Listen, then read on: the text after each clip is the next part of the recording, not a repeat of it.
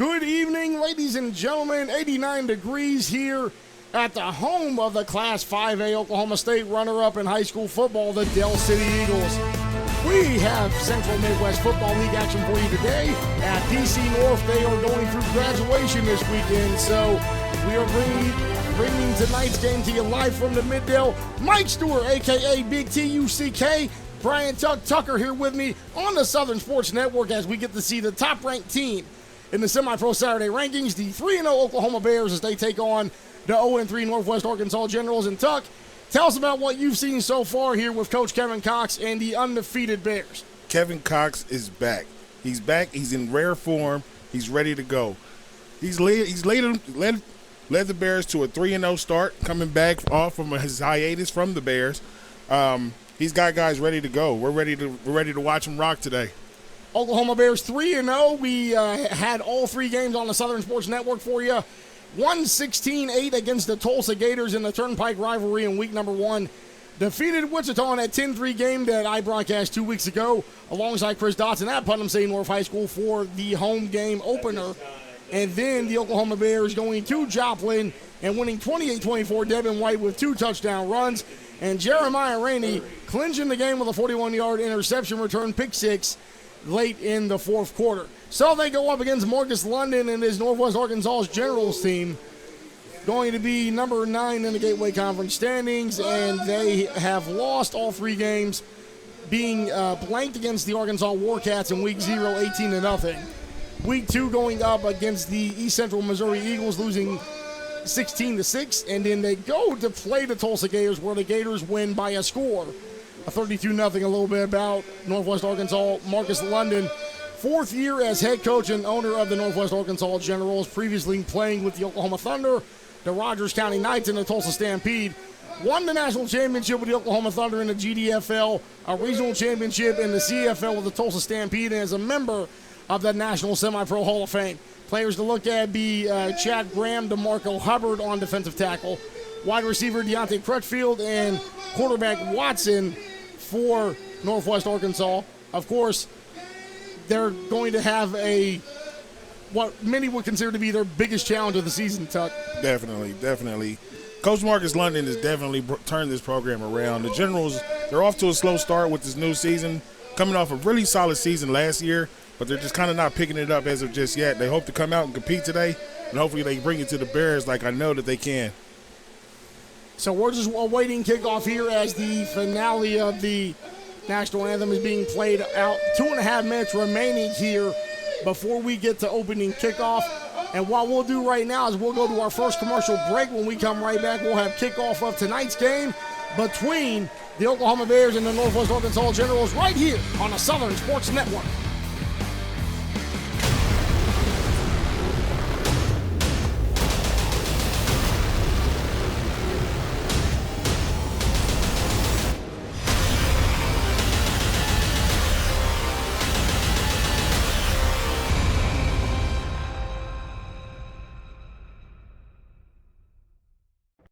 Mowing your yard just got easier.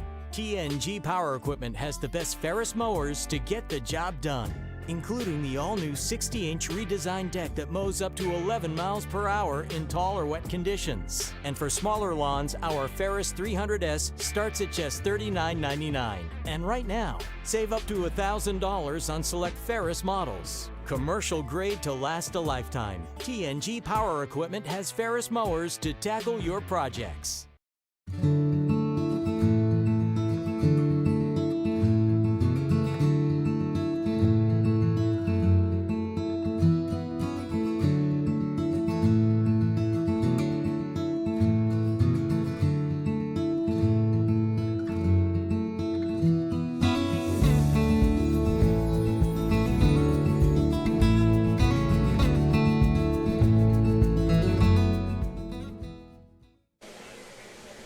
Here live on the Southern Sports Network, getting ready to do the coin toss here, and we do have our Southern Sports Network CEO Chris Dotson working sideline cam here today. I have a special guest down in the field. We will go ahead and bring the coin toss straight to you as we are getting ready for tonight's contest between the Oklahoma Bears and the Generals of Northwest Arkansas, and we are back down on the sideline cam for today's coin toss. Southern Sports Network is bringing us great views today. Great views both on and above the field of play here. See the team's getting ready to get this going here. As you have the players from the Oklahoma Bears, they are ready to get this show on the road. Kickoff imminent here after today's coin toss. Referees at midfield here, and a little bit about the Oklahoma Bears. So just going over their game last week against the Joplin Crusaders, Devin White able to get 2 touchdown runs when they were playing against the Crusaders in Joplin last week. There's Coach Kevin Cox on the sideline cam. It looks like we're about to have an interview coming up here in just a moment. Kevin Cox is going to work that sideline all day long. Everybody stay out the way. He's going to be up and down it.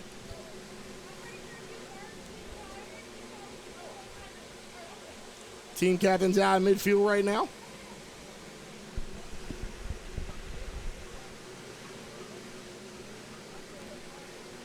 Coach Cox believe that's his headset or maybe an interview mic. We're still trying to get that determined here. Captain's on the sideline here. Bears come out in all black today. All black with the royal blue lettering and the gold trim.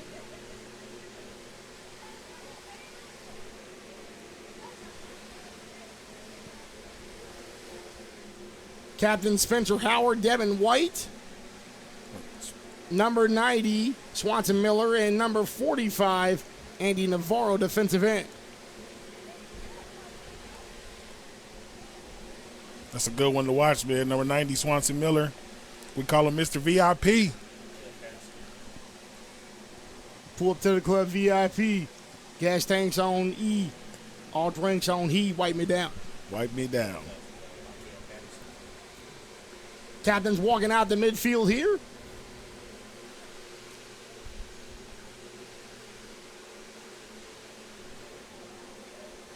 Let's meet tonight, captains for you, the Bears. Number 0, Spencer Howard. Number 1, Devin White. Number 45, Andy Navarro. Number 90, Swanson Miller Jr. Tonight's honorary Everybody mixes it up.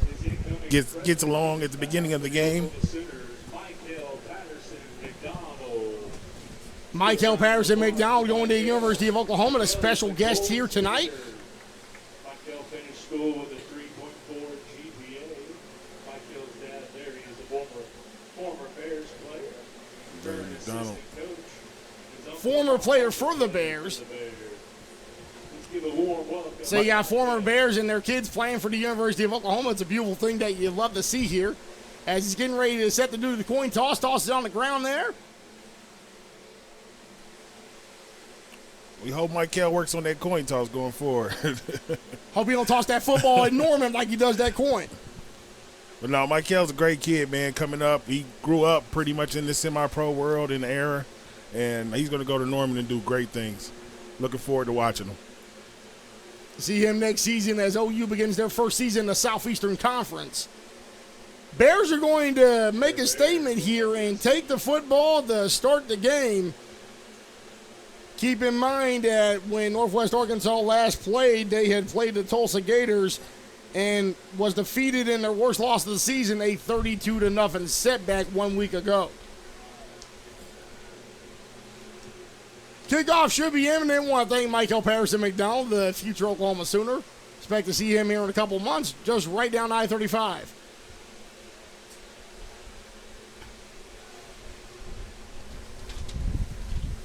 Got a little bit of a wind gust going here in the booth.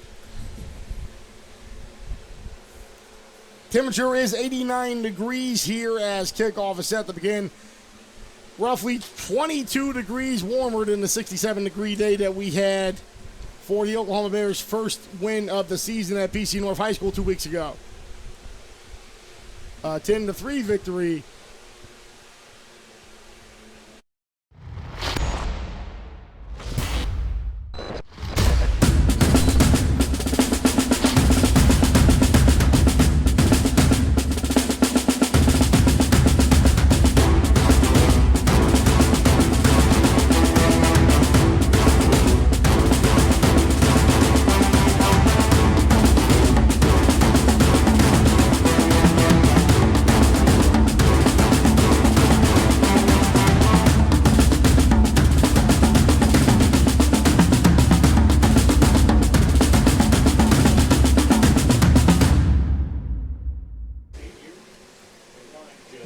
kickoff here. So again, 89 degrees, 22 degrees warmer than what we expected with the 67-degree weather that we had 2 weeks ago, as the Bears defeated the Wichita Skyhawks by a score of 10-3. Week 4 action here in the Central Midwest Football League about to get underway here on the Southern Sports Network. Mike Stewart with Big Tuck, a.k.a. Tuck, in the building already as we get ready for week number 4 at the home of the Class 5A state runner-up, the Dell City Eagles. For the Bears, number 0, Spencer Howard. Spencer Howard back here for the Oklahoma Bears down at around the 10-yard line.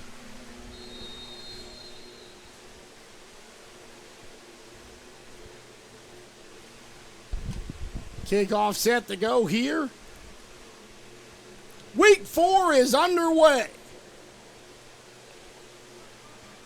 Caught just inside the 5-yard line, able to get his return going. Still on his feet past the 30-yard line and brought down at the 31. Howard returns it back to the 30-yard line. Spencer's usually a pretty dangerous return man. I know last week he got off a couple of times. Looking to keep that same momentum going this week. Looking to keep that energy alive as we have Chris Dotson on the sideline cam here as the Oklahoma Bears go to their first huddle just outside the 30.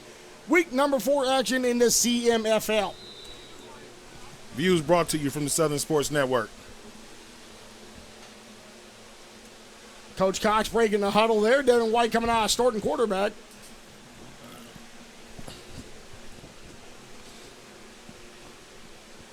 Looks like we got Griffith in there. Garrett Griffith, number 7, will be starting under center. The thing about the Bears is they have a dual threat quarterback system. You don't know who's going to start, but it looks like number 7, Garrett Griffith, is under the gun, and he will have trips to the bottom of the screen on your left. Takes the snap, looks to get rid of it, escapes the sack, still on his feet, throws downfield, wide open receiver, crosses midfield as he stays on his feet down to the 41-yard line. Excellent reception there for the first play of the game. Looked like a little bit of a scramble drill there. Spencer Howard able to get free, catch some open field for the Bears' first down. So Howard takes it all the way down to the 41. Bears get this ball moving immediately. Continuing with the bunch formation, trips to the bottom of the screen there.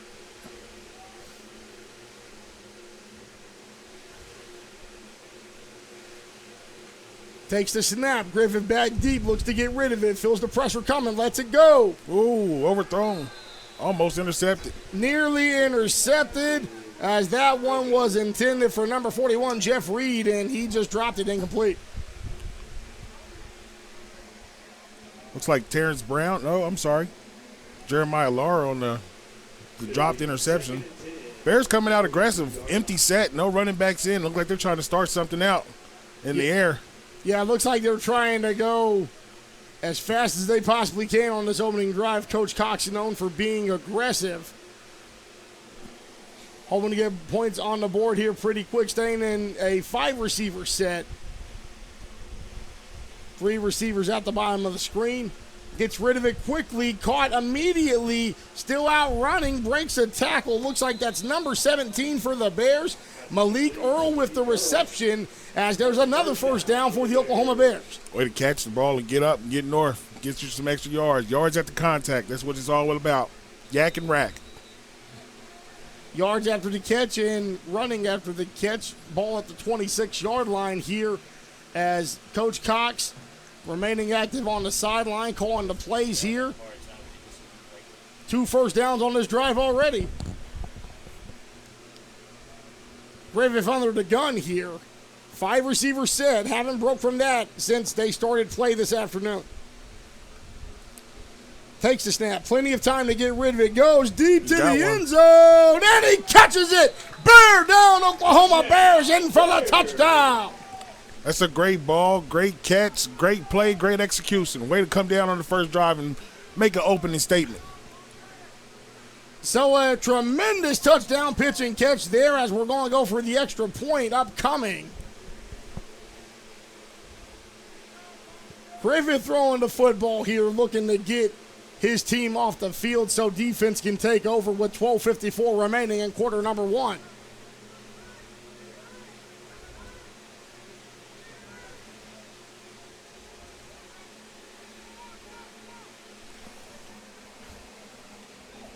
It's like Bama on that touchdown. It's a great route, great catch, put it right in the breadbasket. Bama there with Nick Saban back when he was running it. Of course, they got a brand new coach with Kalen DeBoer, the former University of Washington coach in the offseason. Yeah. The coach said he was never going to leave Washington. Left. Kick is up, and it is no good, so it'll be 12:50 remaining. We'll take a brief commercial break. Oklahoma Bears able to get on the board first, lead 6-0 on the Southern Sports Network.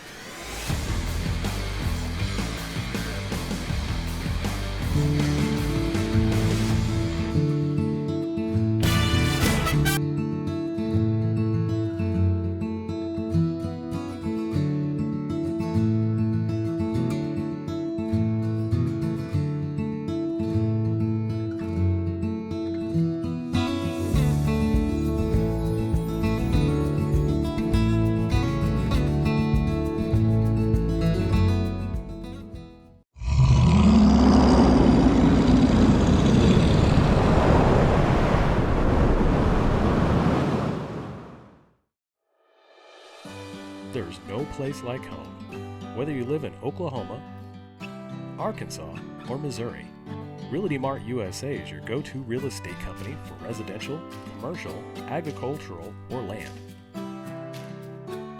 We believe in strong connected communities and sponsor local events. Realty Mart USA, supporting our communities, supporting our future.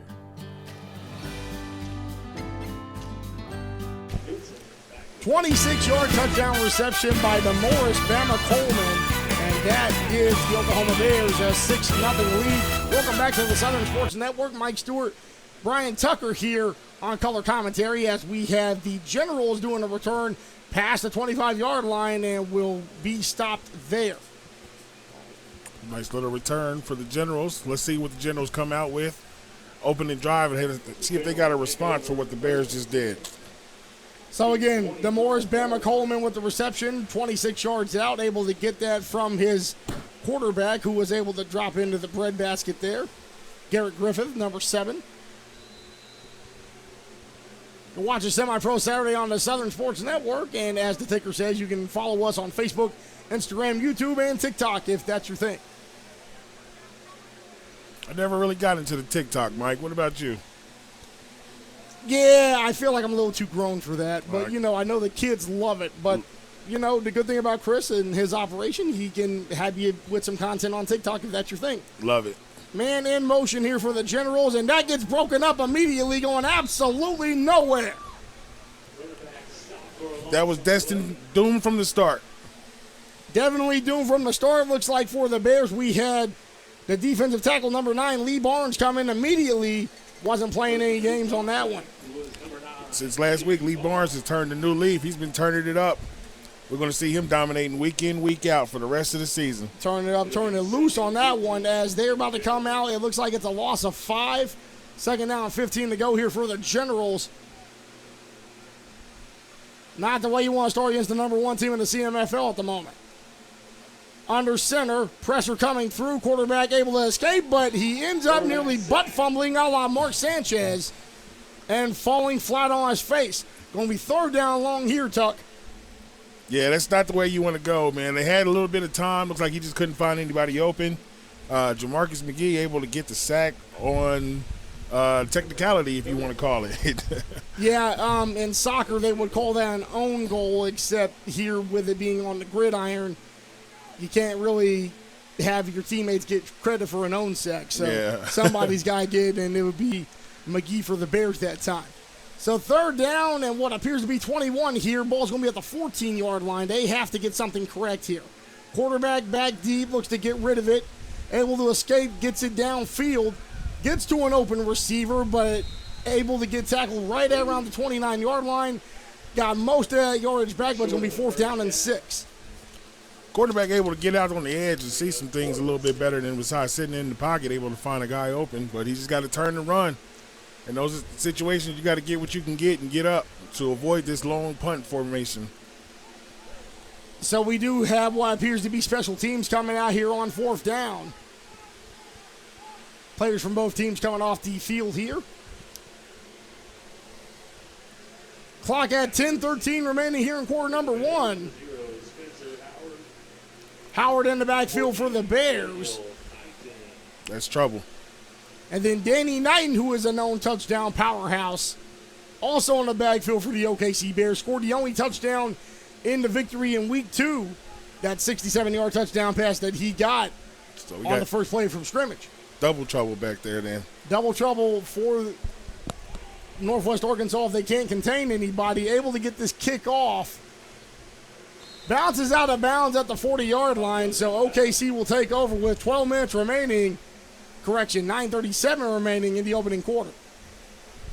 It'll be first and 10 for the Bears at the 36-yard line. Officially at the 36-yard line is where the ball's going to be spotted. 6-0 Bears, ball at the 36, and they are 44, correction, they're roughly 64 yards away from a touchdown.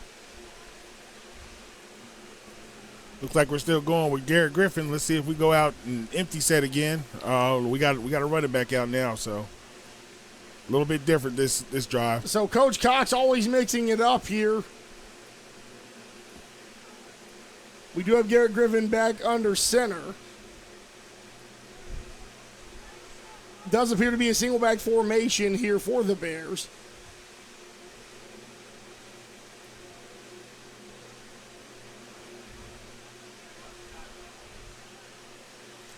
Dual bunch formations here as Griffin looks for the play and is preparing to take the snap. Takes the snap, goes straight to the running back here, and plenty of running room, going to get about 5 to 6 yards on this one. It's a nice first carry for the Bears. First run, 6 yards. I'll take 6 yards a pop. So the Bears looking to get back into the huddle here. Taking their time with the play calling as the clock ticks down the side. 8.5 minutes remaining in quarter number 1. Second down, 5 yards to go here. Again, that dual bunch formation starting out this drive, so going back to the running game and going to get the first down and more. Another great carry by Adidas McDonald. Look at Phil on the pull. Just blow up the defensive end and open up that hole. Look at that. Boom. McDonald just exploding up the middle is just a classic halfback draw that you would use in Madden football. Or if NCAA football is more your speed. I know the official release date is this July, if I'm not mistaken. July 19th to be exact, and we got plenty of people very excited for that. We are ready to go. Ball at the 48-yard line. McDonald is lining up next to Griffith here. More of a traditional 4-receiver set. As we go man in motion, almost got smoked out, still on his feet, and then able to make a good tackle there. Tackle by Northwest Arkansas, and the first man to the field was number 7, Tony Mayo. So able to aggressively pursue the ball carrier there, not to be confused with Tony Yayo, the member of G Unit. This is Tony Mayo, like what you put on a sandwich. Yeah, way to make a play by Mayo to, stop the outside, keep outside contained and force that reverse going back the other way. We got to have the right tackle on that. Just got to do a little bit better on that hook block. Make sure he gets him sewed up. So loss of about 5 on the play. It's going to take it from the 48-yard line down to the 43. Second down, 15 yards to go on this one. Just over 7 minutes remaining in the opening quarter, 7:10 to be exact, as the clock is paused at the moment.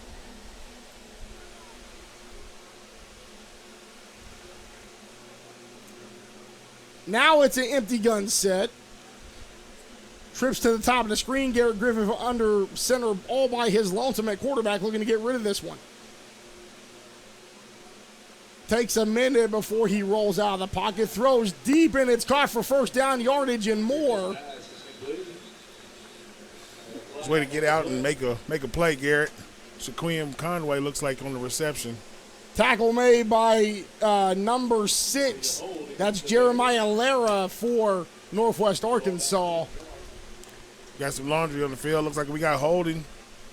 Looked like it seemed to be on the left side of the offensive line. So penalty against the Bears, and penalties have been known to mess up good drives for this Oklahoma Bears squad this season. Going to make it a lengthy recovery as the ball spotted at the 33-yard line. 5-receiver set here. Correction, 4-receiver set with a running back in the backfield for the Bears. Griffith, plenty of time to get rid of it. Throws it downfield, down to the sideline, right at the 50-yard line. They're trying to say that he was out of bounds when he caught it. They're saying the pass is complete, though, by the officiating squad. That's going to get them back to where it will be 8 yards to go as the ball has to get down to the 42-yard line. It's great awareness by Spencer Howard right there to keep his feet in bounds, make the catch, and just dip right out. Pass is complete. Number 0 is Spencer Howard. So able to get a significant chunk of yardage back on that one. It's going to be 3rd down and 8 to go. Bears have to remain disciplined, cannot afford to have another penalty if they want to extend this 6-point lead early. Clock just under 6 minutes remaining, and we may have early movement there on the line. Could be a free play here. Man still on his feet. Goes all the way down to around the 35-yard line before he's tackled, and we'll see where they officially spot this one. The play will stand, the reception will stand, and the chains are going to be moved. Bear down, Oklahoma Bears. Spencer Howard's working early. He's out there getting out in the lanes and running them. I love it. Let's keep it going, Spence. Howard getting his receptions as we have first down from the 33-yard line here. Trips to the bottom of your screen as the formation gets set again. Griffith takes the ball, throws it to his intended target, spins around, gets some juke moves going, and that was caught by number 41 for the Bears. Number 41, Bo Conway, a.k.a. Shaquin Conway, able to get a couple of yards on that reception there. Hit that circle button. Hit that circle button like playing NCAA. Get your spin on. Hit the circle button probably about 2-3 times there on that one, though, Tuck. Double spin. I like it. Ball from the 31-yard line here as we get back to live action with 5:02 remaining in the opening quarter. Bears with a 6-0 lead over Northwest Arkansas. Bunch formation at the top of the screen. We got a timeout on the field. 4:52 remaining in the opening quarter. We'll take a timeout with them. Semi-Pro Saturday is brought to you by Realty Mart USA.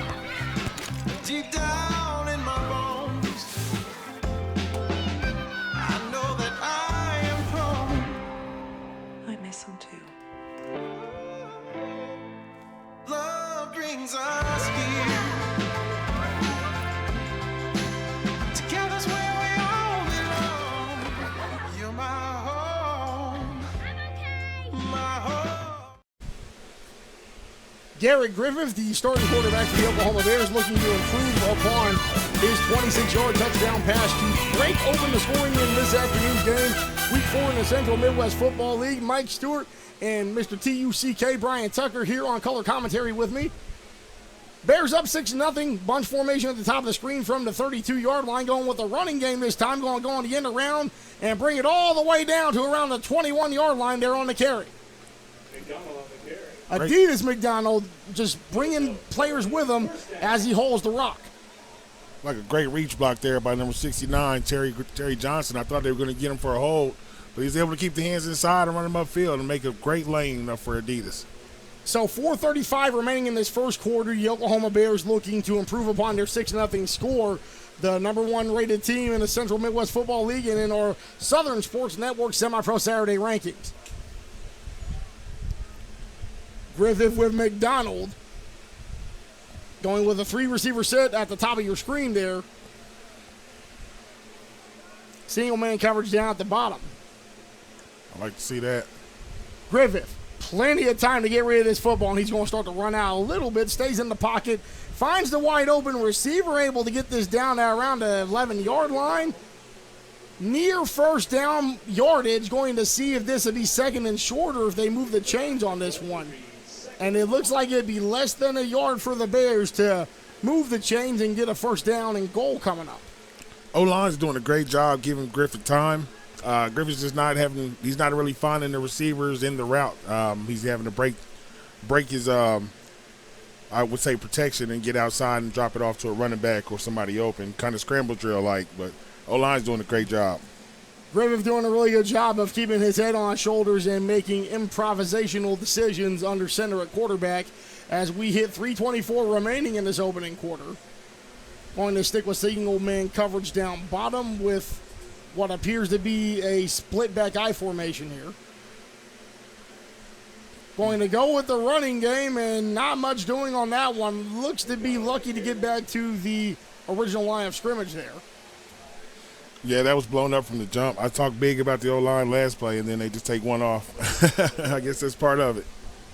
Well, given that it's 89 degrees outside, because, again, you don't really expect it to be this warm in May, and, yeah, I know the summer in Oklahoma's coming and all that, but 2 weeks ago it was 67. Definitely.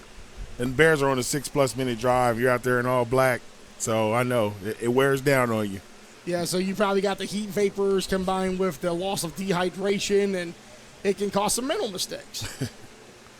Split eye formation here. Griffith looking to get rid of it. Throws it towards the end zone to his intended target. Brings it down. Bear down, Oklahoma Bears. Moss, 2 defenders there on the reception. Definitely got Moss. Malik Arrow with the Moss up and over top and grab. Touchdown. Tremendous pass there, and that's got to be going down as one of the plays of the week when Chris Dotson does his semi-pro Saturday pregame next week. Oh, my goodness. Good job by Griffith to put it up there, give him a chance, let him go up and get it. As you see the referee there on the sideline came, he said, yeah, I'm going to waive that one. That was too cold of a play for me to try to. Can't hate on that, man. Right. Got to let greatness happen. Like Jay-Z said on Kingdom Come, just let me be great. Just let me be great. Let me be great. He wanted to throw it, though. He threw it, but, sometimes you got to just back off.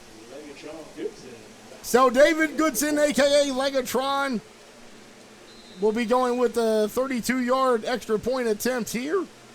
2:24 remaining in this first quarter. Snap down, hold is there, and it is good.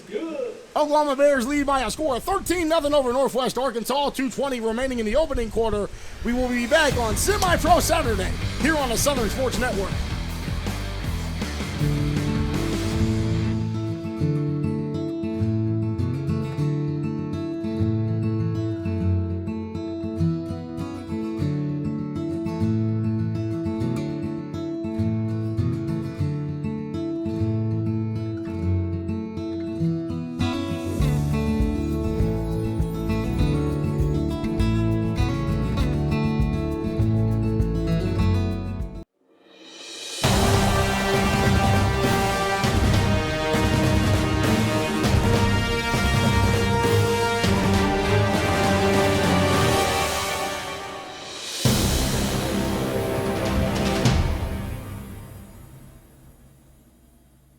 In 1851, the Cherokee ignited the lamp of learning in the wilderness.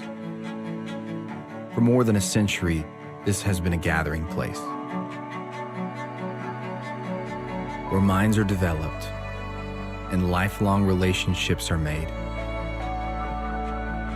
where dreams.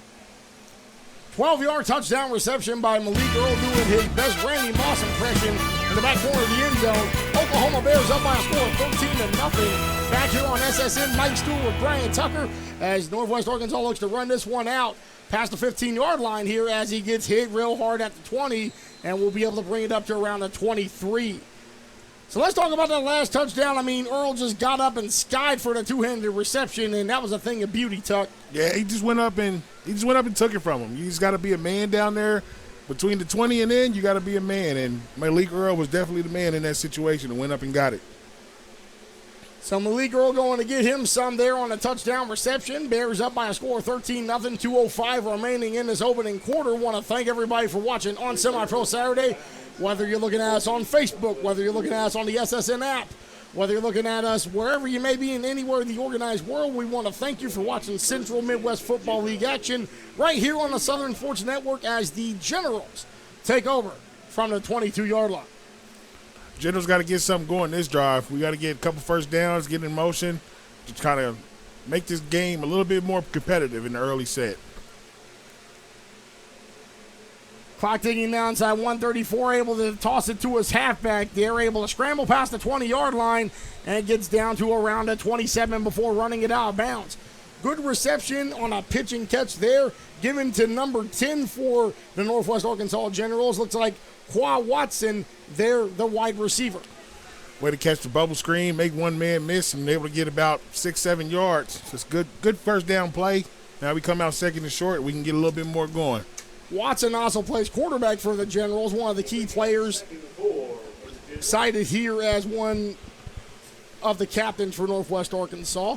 Trips formation for the Generals as they come out in the traditional, look like the old school Houston Oiler jerseys, like when they were on the road there in the blue and white. Yeah, it's a nice little blue.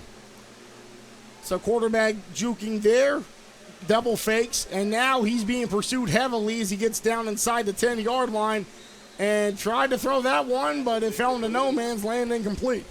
Looks like they had a bubble go set up over there. It was covered well by the Bears, and they just kind of broke the play up, and after that it just became scramble drill. A minute 11 remaining here in the first quarter, and this has been dominance here by the Bears, going up 13-0. 3-0, able to go to Joplin, Missouri on the campus of Missouri Southern and get that win over the Crusaders. Of course, we do want to take a moment to talk about the Crusaders. Had a 42-0 lead going into halftime, and their opponents, from what we heard, quit this afternoon. And so the Crusaders coming out, fire blazes burning after losing that game of the week against the Bears at home 1 week ago. Quitting at halftime is something unheard of. That's just unheard of. Such is life in semi-pro. So 70 seconds remaining as we may be taking a timeout at this point, and the Generals decide to call their players back here. So we'll take a timeout with them. 1:07 remaining in quarter number one. Bears up over Arkansas by a score of 13-0. This is the Southern Sports Network.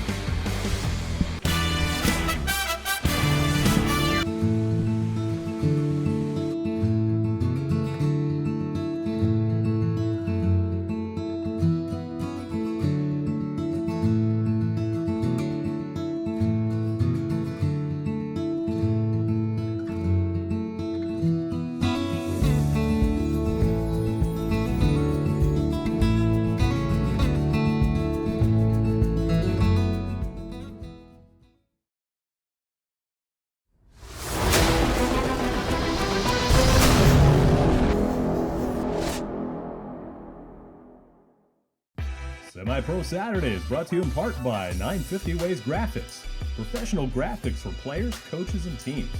Trust the pros at 950 Ways Graphics and look them up on Facebook at 950 Ways Graphics.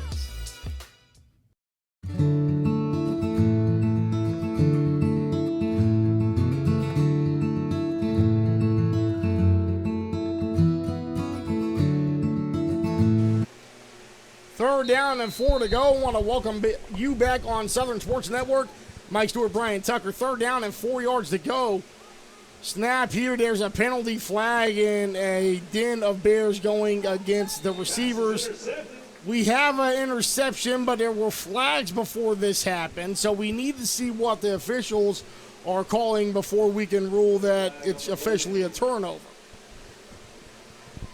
From the early looks like it's going to be. Looks like it was a free play for the Generals, but they might have had some movement on the offensive line, so we'll see what the referees come up with. And, of course, this is where you have players from both sides wanting to argue with the officiating crew like it's an NBA playoff game. Yeah. The penalty is against the Bears from what it appears to be, so that means the interception won't stand at the moment. That actually gives the Generals their first down of the game, if I'm not mistaken. There we go, Generals. Now we're on the move. Let's go. We got one. Let's put together another one. 38 seconds remaining here in quarter number 1. Ball's fired on the 33-yard line.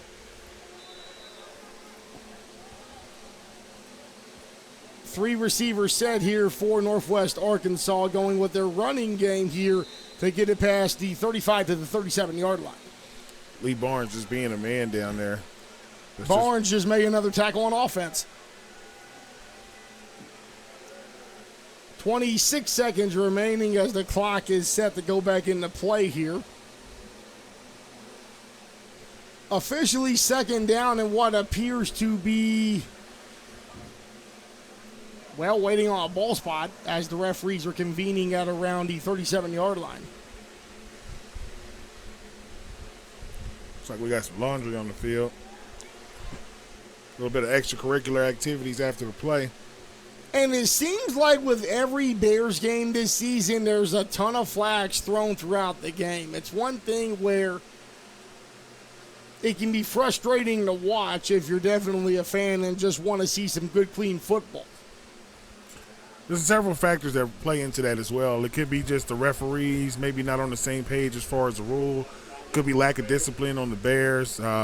Just several things, man. You just gotta clean it up as much as possible with the penalties, though, because you're doing nothing but hurting yourself. A 15-yard unsportsmanlike conduct penalty, which is really going to hurt the Bears, as this one's going deep into their own territory here. Not too deep, but the fact that the Generals were down 13-0 and was able to get to the Bears 48, not a good sign. 26 seconds remaining as we get back to live action here. 4 receivers set for Northwest Arkansas. Pressure coming up the middle, takes a snap, gets rid of the football, able to get this at around the 46, where he will get tackled inbounds with 14 seconds remaining as the clock continues to tick down. Neither team appears to be in a significant rush, so that should be the final play of the opening quarter. Our score here at Del City High School, home of the Class 5A state runner-up in the state of Oklahoma. The Oklahoma Bears leading 13-0 over Northwest Arkansas. We will be right back on the Southern Sports Network. I can feel the warmth deep down in my bones. I know that I am home. I miss him too. Love brings us here. Together's where we all belong. You're my home. My home. Back here on Southern Sports Network as we will begin the start of the second quarter. Bears leading by a score of 13-0. Mike Stewart, Brian Tucker here bringing the game live to you at Del City High School. Generals picking up a couple first downs on that drive, on this current drive when we come back out. Maybe picking up a little bit of momentum, building a little bit of confidence, and actually starting to fire off on all cylinders. And you have to question the discipline of this Bears defense because both of those first downs were gained by penalty yardage for the guys in the black and blue. Can't shoot yourself in the foot. It just doesn't work like that. Got to be disciplined, fellas. Got to be disciplined. Looking very similar to the game that they played 2 weeks ago when they were going up against Wichita. There were penalties all over the place in the first home game at Putnam City North High School.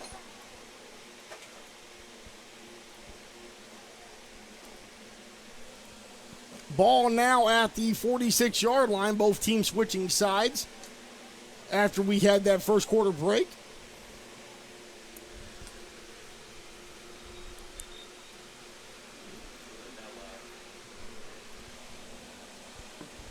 Of course, waiting for the Generals to break from the huddle and Coach Marcus London.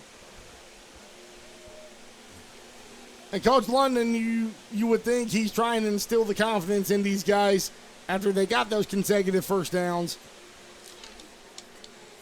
Coach London will definitely get them going. If anything, they got to, because everybody over there definitely respects him. If not, everybody on the field respects him. So they're going to play their hearts out for him. The Generals with a total of 6 points all season long. They've already suffered 2 shutouts. The Week 0 shutout, 18-0 against the Arkansas Warcats. In-state rivalry game there. And then last week playing against the Tulsa Gators, losing 32-0.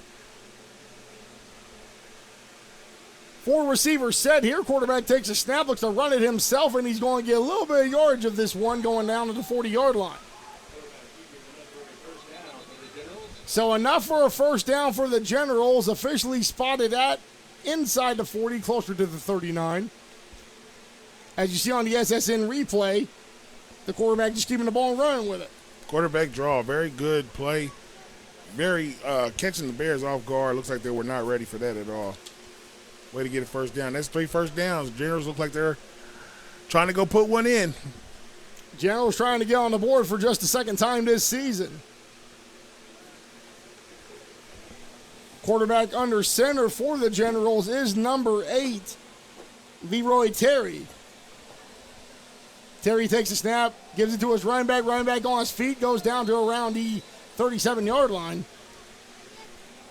It's a great move by the running back. Catch him coming inside. It's like DN rushed it in with his head down. He was able to put a little inside move on him and get those extra yards. So second down, 8 yards to go. Ball's going to be at the 38-yard line. They're going to have to get this down to the 30 to keep the drive alive. Generals break the huddle here. Going back to a 4-receiver set on this one. QB takes a snap. Pressure coming from the outside. Escapes it. Stays on his feet. Keeps running, stays to the outside, able to roll down to the first down. Leroy Terry, as we see on the SSN replay, just stays on his feet, able to dodge past the blitzer, and was able to open up the seam in the corner. LT making it happen. That's my boy out there. I love it. Get him going. Let's get the Generals going and get them on the board. So 13:31 remaining before we go to halftime, and the Bears not in good shape right now on the defensive front. Ball officially at the 29. D-line is getting pressure, but Leroy Terry's just getting out of there, and he's making plays.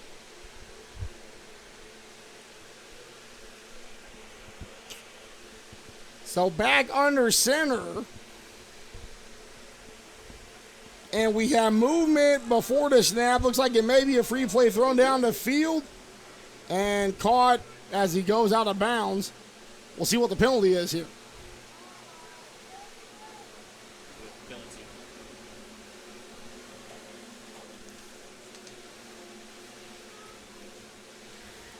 So good plays by Leroy Terry. Putting in work under centering. You have the referees convening here at the 29-yard line. Trying to see who the penalty is committed on. As we're at 13:28 before we go to halftime.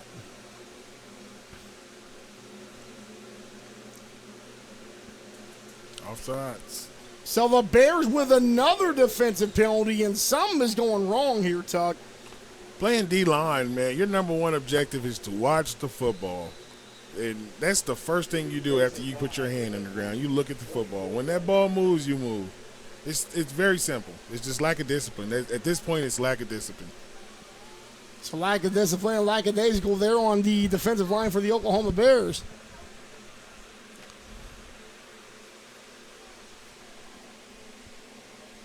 Generals break the huddle and get back to the line here.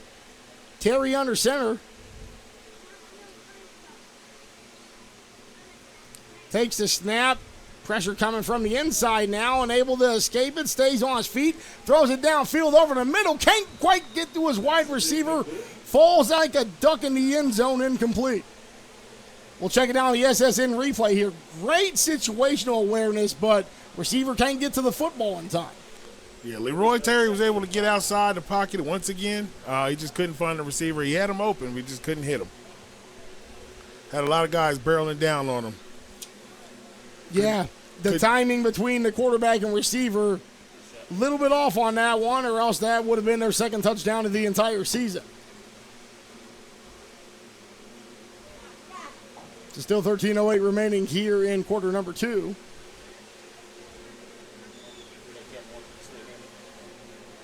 Generals coming out here. Same 4 receiver set.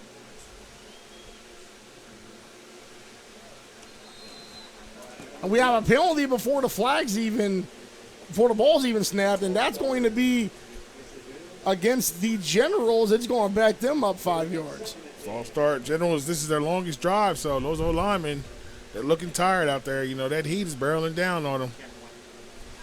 A little bit of undiscipline from the right guard, number 54. Yeah, unexceptionally warm, 88 degrees here at 45 minutes after 5 p.m. locally here in Del City, Oklahoma. 12:52 remaining here before we go to halftime. 3 receivers set this time. Looks like it's going to develop into a trip situation at the bottom of the screen. Terry takes the snap. Pressure coming. Somehow able to escape and stays on his feet as he breaks past the 30-yard line.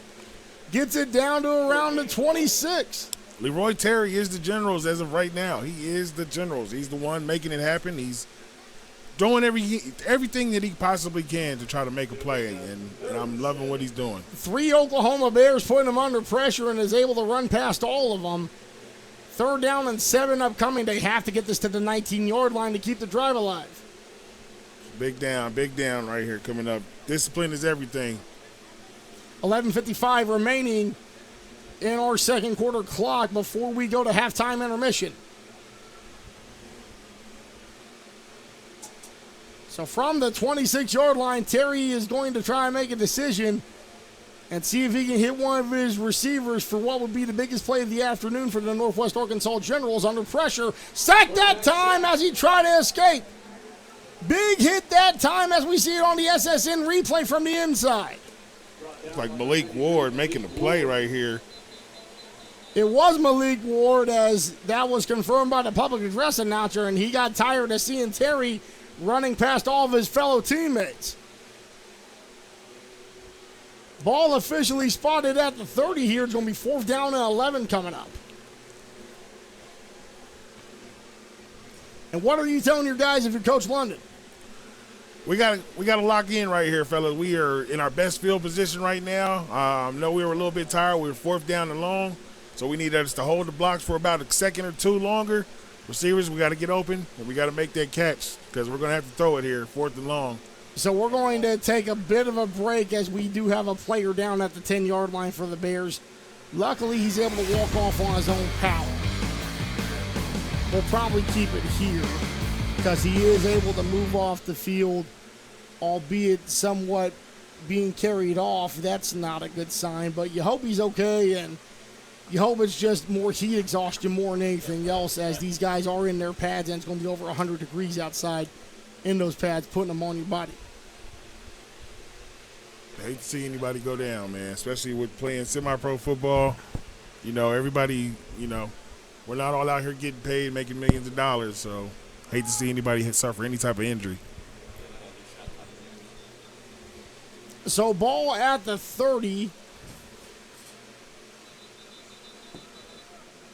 It will officially be 4th down and 11 as we hit the 11:24 mark of the second quarter. Going back to Chris Dotson with the sideline cam there. And I imagine if you're Coach Cox, you just are telling your guys put everything in front of you and do not let anyone get past you for whatever reason. Definitely. Play the sticks, nothing behind you. 4 receiver set, trips to the bottom, and that could have been an offsides penalty against the blitzing corner for the Bears. Looks like they got the wide receiver that jumped out here early. Number 2 down here at the bottom of the screen. So what was 4th and 11 will now be 4th and 16. And if you're Marcus London, you have to think about really wanting to go for it here, or do you give the Bears excellent field position? It's a major risk, major reward type scenario, but they're going to stick with 4 receivers set. Quarterback, Terry. It's broken up and fumble. Recovered by the Bears at the 35-yard line. Malik Ward working out, getting the strip sack. Bears with the recovery. Great play. So you see the strip sack on the SSN replay, and the Bears with enough situational awareness to hop on the pigskin, and now they have an opportunity to make this a 3-possession game with 11:01 remaining in the second quarter. General's not able to turn it in with the best field position, best drive that they had all day. Hopefully we can get it going later on in this game, something to kind of turn it up. But that is definitely a momentum shift right there with the strip sack. You think you're about to go put some scores in, and now you're on defense. So, for those of you just joining us, Mike Stewart, Brian Tucker here as the Oklahoma Bears up 13-0. Just got a strip sack on 4th down, and now the Bears going back with a new quarterback, Garrett Griffith, not under center this time. Instead, they're going to go back with their other quarterback, which is Devin White. White can also score touchdowns at will. The great thing about the Bears' offense is they have 2 quarterbacks that can put it in the air or tear it up with their feet. Looks like Devin White not able to get his footing on that last one. He's coming in. Devin White is known to get it done on the ground. He can get it done in the air as well. Dual threat quarterback. Looks like he just couldn't get the footing on that last play. Bears coming out on 2nd down after a loss of a yard on the quarterback keeper by Devin White. Just over 10 minutes remaining before we go to halftime here. Bears up by a 13-0 score. 3 receivers set. White under center, fakes the run to the halfback, throws it downfield, caught at the 45-yard line, able to stay on his feet as he gets a first down and more down to the 43. We'll check it out on the SSN replay. Great play action, way to get outside. Jaquim Conway able to catch and get north. The extra 11 yards after the catch, great ball right there. Conway grabs it and just turned on the jets like Usain Bolt at the Olympics and just able to tear it upfield as we see the Bears on the sideline here on the sideline cam. Ball officially spotted at the 43-yard line with 9.5 minutes remaining before we go to halftime intermission. Devin White under center at quarterback, takes the snap, and he's going to fake the run again. And an interception nearly in his hands before it falls out incomplete. Looks like a little RPO action right there, a little bit behind the receiver. Almost ended up in 6 points the other way. And that's why he plays defense, ladies and gentlemen, because if he'd have grabbed that one, he had nothing but daylight in front of him. It's like Jeremy Lara, I believe, on that one. Couldn't hang on to it. Got to play the next play. Hopefully he can get another chance to get another one. We'll see.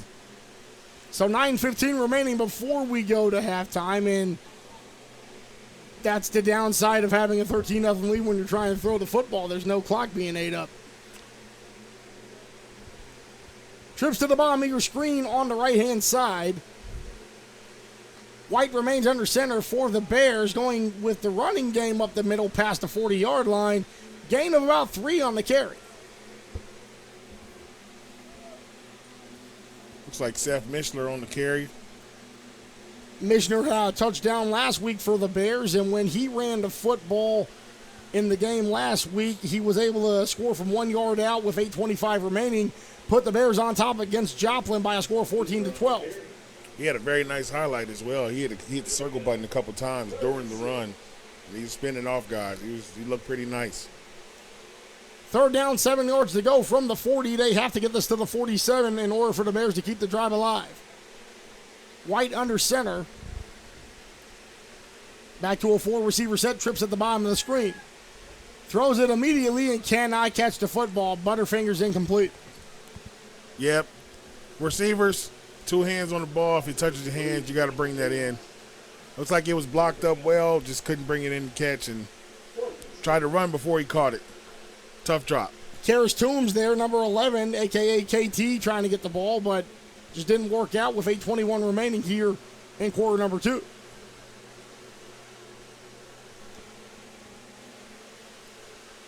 It's big 4th down right here for the Generals so we can get a stop. Generals can get a stop and still have excellent field position at the 40-yard line. White remaining under center at quarterback here. 4 receivers set. Takes the snap, throws it, gets it past the first down marker. It's going to be a first down for the Bears at the 32-yard line.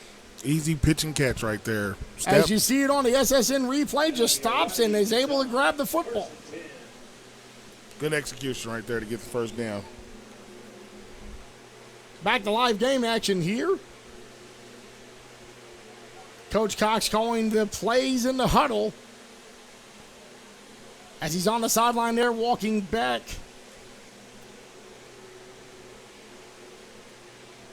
And we see this Bears offense coming back onto the field. Number 1, Devin White back under center. Continuing this drive for the 3-0 squad led by Coach Kevin Cox. Takes the snap here.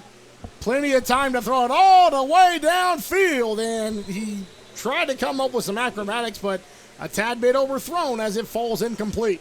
Yeah, that ball got to be a little bit more to the outside between the receiver and the sideline. The receiver had to come back in and try to make a play.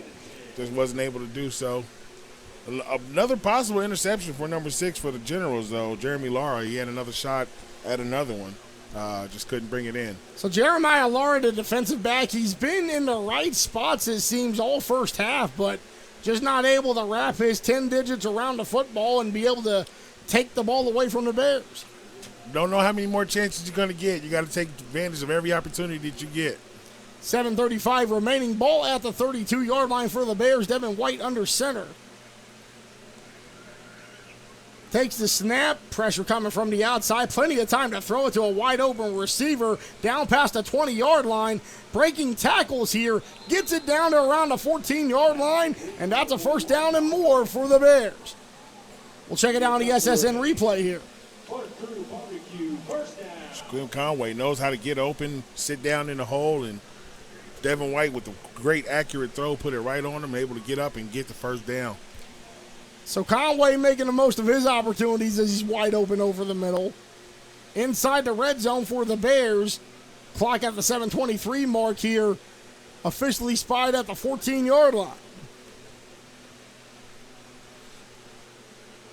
Going back to White under center here. This time they go run game. Gain of a couple yards, but not really going too far. It's going to be second down and around 8 or 9 to go on that one. Luckily, that was blown dead. Looks like a little bit of a strip at the end of the ball. Johnny Toombs got to hold on to that football, even if the whistle hasn't been blown. Johnny Toombs from PCO. Johnny Toombs. Bit of irony playing at PC North in the home opener, given that he was a crosstown rival. Yeah, it had to be a little bit weird for him going in that locker room. I like to see him put this one in here, though, down here in the red zone. Got about 6:45 left in the half. Let's go ahead and finish this drive off right here. Second down and 9 yards to go. Trips at the bottom of your screen there. White awaiting the play call from Coach Cox on the sideline, takes the snap, throws it to his intended target, stays on his feet. There's a flag thrown when he is tackled in front of the referee. Down at the 11-yard line, we'll see what the result of this penalty flag is. Looks like they try to go with bubble screen. They got a guy blocked a little bit too early. And if it's a hold on the Bears, that would be a costly penalty, bringing them probably back outside of the 20-yard line, and it is a hold against the Oklahoma Bears. Receivers got to keep in mind when we're throwing those passes behind the line of scrimmage, you can't hook up contact until that ball is actually caught. So from the 21-yard line, they have to get this down to the 4. 17 yards to go to try to make this first down and goal to go with 6:16 remaining before we go to halftime. Bunch formation at the bottom of the screen. White playing quarterback here from the 21, throws it to his intended target on the opposite side, and he's not going anywhere. There is a trio of generals not allowing the receiver to go anywhere. I like taking the shot at the one-on-one, give it to your best guy against their best guy, but looks like their best guy just won that battle. He couldn't shake him. Inside 6 minutes remaining, clock continuing to tick down. Still at the 22nd down. Upcoming, they're going to have to get this to the 4, so 16 yards to go. Cox looking to call the plays in the huddle, and again, it being 88 degrees outside in mid-May, not the most ideal situation if you got a helmet and pads on. And especially to be in all black. Oh, yes, because that just doubles the intensity and not in a good way. It does look nice, though. White fumbles the ball, runs straight up the middle. Bear down, Oklahoma Bears. I don't see any penalty flags. We'll check that out on the SSN replay. Fumbles, picks it back up, calls his own number, and just makes it look so easy. Look too easy. I got to chalk that up a little bit, too. Lack of effort by the Generals. That's bad. That's just bad. The effort really looked lackadaisical on that one for anyone that was wearing the light blue and white. Yeah, you got to have a little bit more effort if you want to actually play. If you want to win, you got to play with a little bit more effort. Effort doesn't take much, You just got to really put it out there. But great play by Devin to pick it up and go, take it home. It's like that. What's the movie, The Water Boy? He's got enough time to drop the ball, wipe it off, pick it up, and take it and run it in for a touchdown. Megatron puts this one through the uprights. David Goodson extends the lead to 20-0. Oklahoma Bears over the Northwest Arkansas Generals. We'll take a break with them. We'll be back Semi-Pro Saturday on SSN. I can feel the warmth deep down in my bones. I know that I am home. I miss him too. Love brings us here. Together's where we all belong.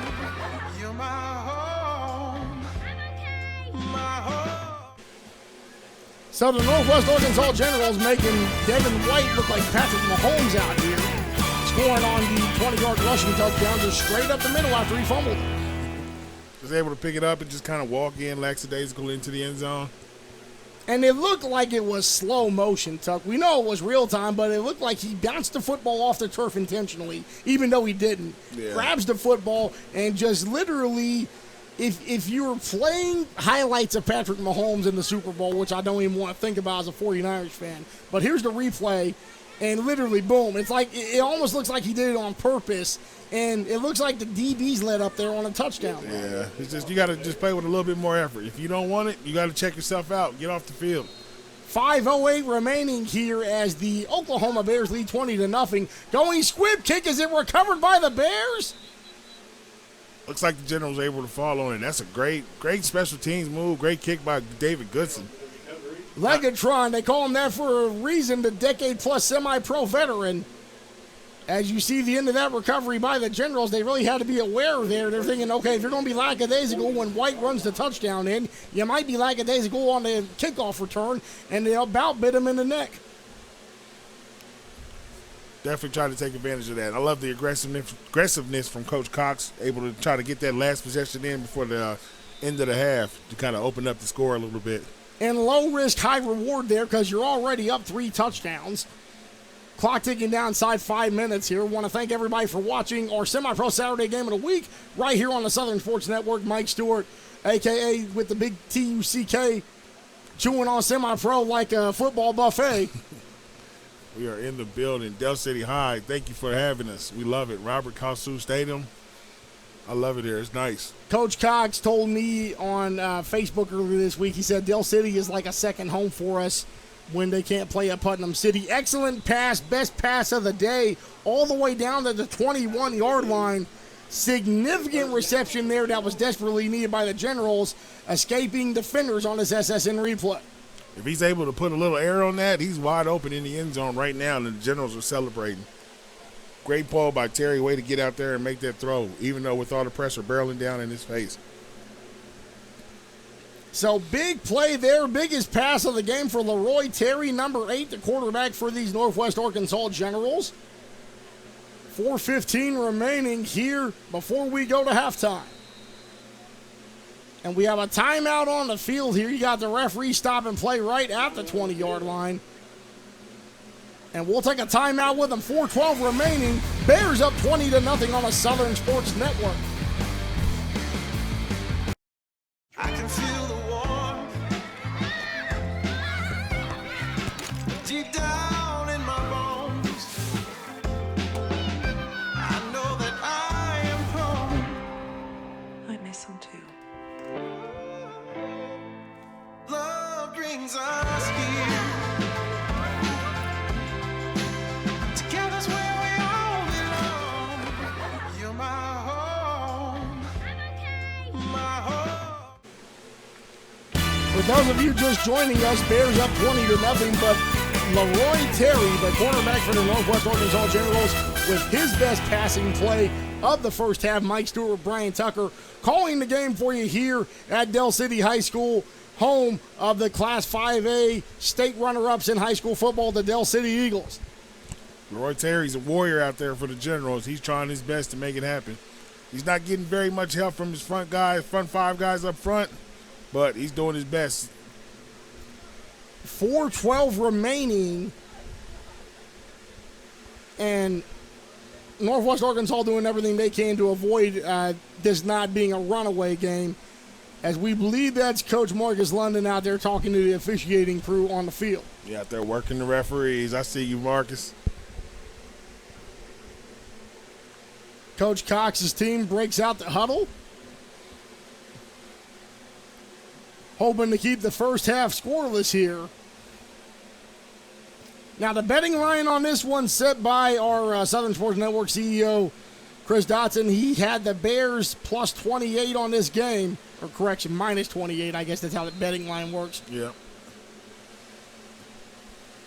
Again, I'm not on the gambling websites. I'm not trying to lose money. Anyway, back to the game action here. Terry runs into a player looking to sack him, and he goes absolutely nowhere.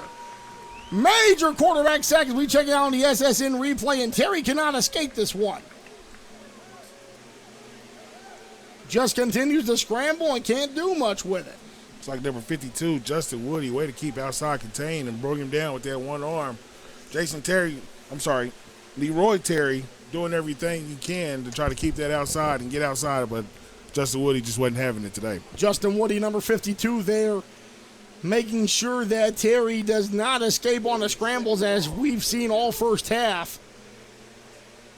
Easily the best player for Northwest Arkansas, and he is under center. 3:20 remaining as it is going to be second down and long here. You have these front six here for the Oklahoma Bears lining up. Linebacker going back. Terry looking to escape, and he's sacked again. Gets rid of it, but that may be intentional grounding. What do you think, Tuck? Looks like he was outside of the pocket. He was able to get rid of the ball. D-line just got to do a better job getting him on the ground before he can let go of that ball. He was able to throw it. Looks like it went past the line of scrimmage. So good defensive intensity there to make sure he doesn't go anywhere. looks like number 77, Dominic Logan, on that play. Logan able to get in on the inside and start Terry getting him down on the ground. Just got to finish it up and get him down there. 2:57 remaining here in quarter number 2. I'm not sure how well the Generals traveled today, but their left guard, number 69, he may need a breather. Yeah, the Generals left guard, number 69. We don't have him on the list here, but, you know, we do get rosters before every game. Sometimes in semi-pro, they can change at the drop of a dime. We do have a penalty flag here with 2:54 remaining in the first half.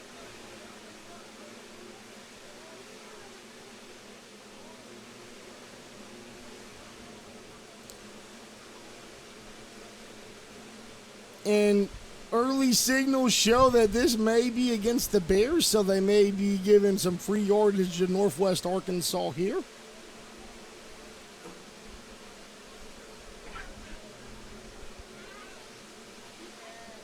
And it is encroachment against the Bears, so it will be at least 5 yards as they're going up the field. Give them a little bit of that cushion back that they lost. Still third down and long coming up for the Generals. They're going to have this ball right at around the 32-yard line. They have to get this down to the 21, so 3rd and 11 upcoming.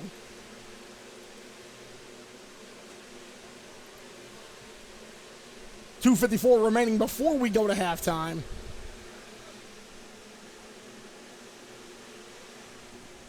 So 49-0, the Crusaders win. That was literally a 2-quarter game as their opponents quit today. We had the Vipers leading the Punishers 14-6 at halftime in Central Midwest Football League action, and he drops a wide open ball at the 26-yard line, Tuck. Looks like Quay Watson tried to run before he caught it. He had it right in his hands. He was wide open, but just couldn't bring it in. And he heard footsteps on that one. You can tell he's anticipating the hit. Definitely was getting barreled down on, so, he was trying to make a move and try to get out of there beforehand, but you got to catch it first. So 4th down here, and, if you're the Bears and you get this football back, you essentially got a 2-minute drill coming up. Yep, we got a 2-minute drill. Get them going. We got to get something on the board before the bell, before the halftime bell sounds. We'll see if the DBs and this D-line can get the Generals off the field one last time here in the opening half. 4 receivers set. Man in motion looking to make this trip to the top of the screen here. Quarterback under center, feels the pressure coming from the outside, and there's nowhere to go. He throws it, and it falls incomplete. Great pressure by the Bears' defensive line there on 4th down. Dominic Logan applying pressure straight up the middle. Nowhere for Leroy Terry to go. Unfortunately, turnover on downs. Excellent defense by this Bears squad. They're going to have 2:38 to play with the ball being at the 32-yard line, having to go 68 yards to hit pay dirt. 2-minute drill loading up right now. Let's see what we got out there. Looks like we still got Devin White. Let's go get it done. Put another one on the board. White back under center at quarterback after he was able to score on that 20-yard run. He fumbled the ball, looked like he intentionally threw it on the ground, and had the slowest run up the middle to score a touchdown from under center. Bears taking their time in a 4-receiver set.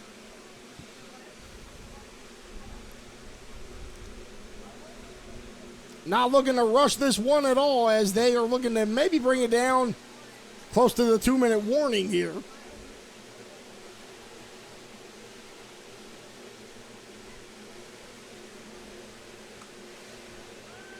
Takes the snap, throws it deep, wide open. Is he going to take this to the end zone? Goes past 3, now 4 defenders, and he's finally brought down at the 7-yard line. Biggest play of the day on the SSN replay. Spencer Howard getting loose. Way to lead him. Good pass, good catch. Run after the catch about all the way down inside the 10-yard line. So officially at the 7-yard line, and Spencer Howard just playing peekaboo and keep away against 4 Northwest Arkansas defenders on that one, Tuck. He just ran right by him.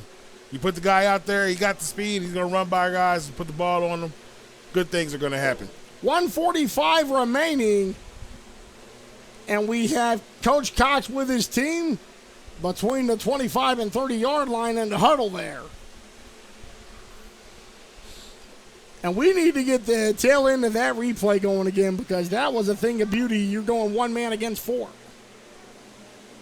Just able to juke, runs across the field, skips past the referee, and nearly had into the end zone there, Tuck. Covered a lot of ground on that too, man. Making guys miss, open field. I love it. Spencer Howard is electrifying. I'm pretty sure he's well over 100 yards receiving for this first half. It looks like he's going to poised to have a great day today. Oh, yeah. I mean, that play alone already gives you a great day, but he's been catching balls left and right, so definitely a situation where you're making the most of your own opportunities there. Came out today to do his thing. He said he had one goal in mind, win and dominate.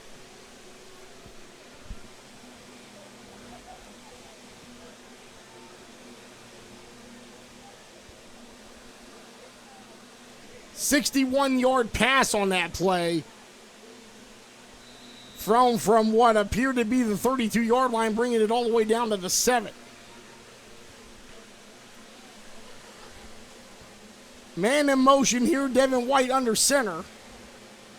Going back to the running game, and they get this down to about the 2.5-yard line. Right up the gut. Good line, good hole by the own line. Way to make a valley for him to get up in there. Like Adidas McDonald looking to punch it in there. Adidas McDonald there looking to score a touchdown of his own. Clock ticking down inside a minute 10 here. Bears knocking on the door. Going back with the running game. Northwest Arkansas looking to stand him up. He gets down to about the 2-yard line there. Inside a minute as we tick down here. Good job there by the Generals to fill the holes with the linebackers, give a little bit of pressure up front. Catch those lanes and clog them up. So we come down here inside the 10. We got 2 straight runs. I like to see Coach Cock good another one. Have him punch it in, man. Let's see what the big boys can do. Give him another shot at it. And we have the McDowell may have dropped his mouthpiece, picked it back up. Yeah, kind of an indication he wasn't getting the ball. And nearly caught in the end zone, but pass is broken up at the last minute there. Good defense right there by the Generals. Way to get stopped. Looks like what we're going to – I'd like to see him go for it, man. We got to punch this in. After that big play, you can't waste the drive, so you got to get the point. 17 seconds left in the half. You definitely do not want to let Spencer Howard's lengthy reception, the longest play of the game, go to waste there.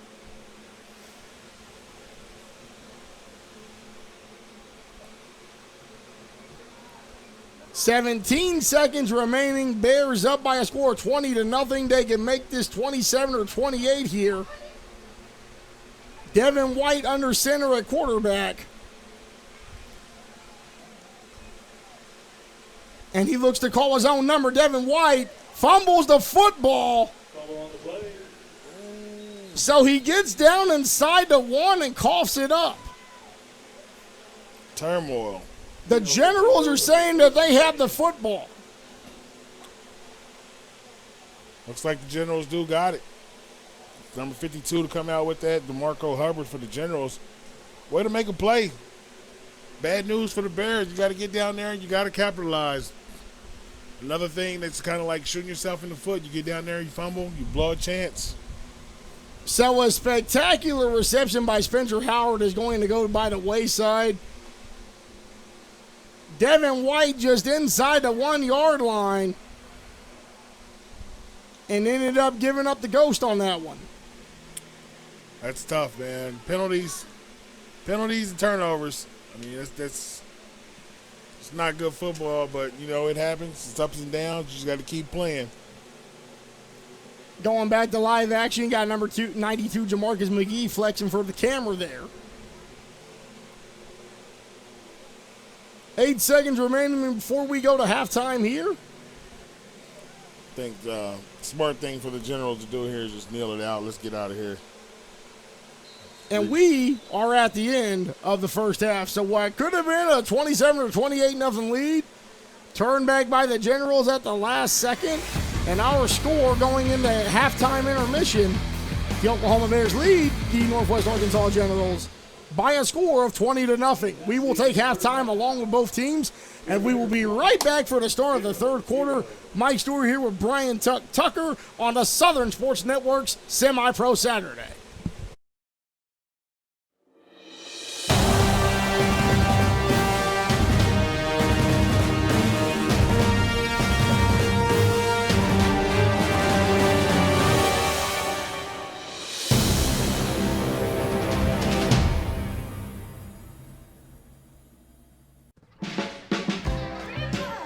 I can feel the warmth deep down in my bones. When I walk through that open door, I know that I am home.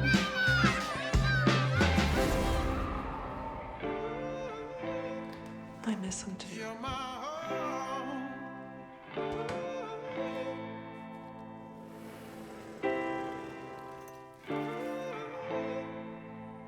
You're my home. Love brings us here.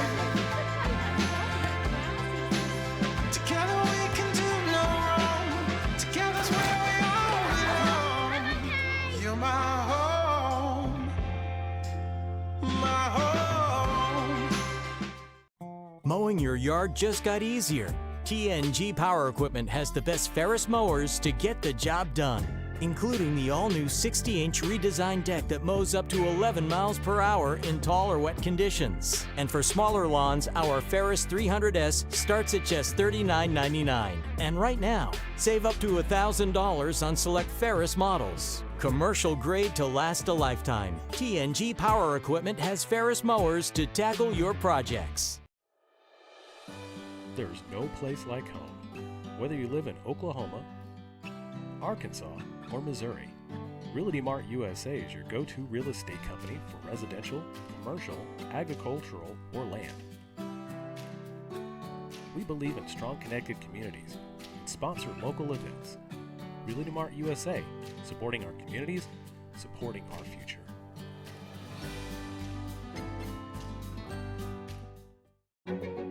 A tradition of educational excellence, more than a century in the making, continues in Broken Arrow. Here, supportive faculty, in-demand undergraduate and graduate degrees, and affordable tuition make Northeastern State University your transfer destination.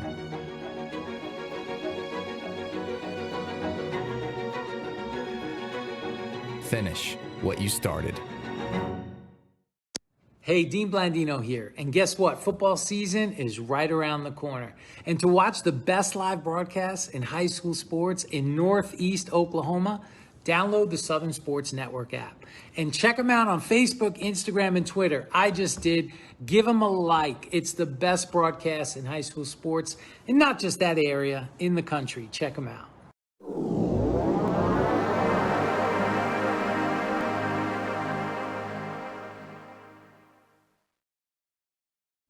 Semi-Pro Saturday is brought to you in part by 950 Ways Graphics. Professional graphics for players, coaches, and teams. Trust the pros at 950 Ways Graphics and look them up on Facebook at 950 Ways Graphics.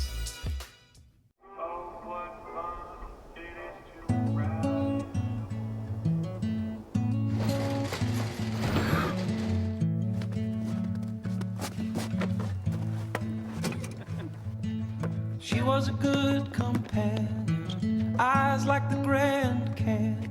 She was an American beauty.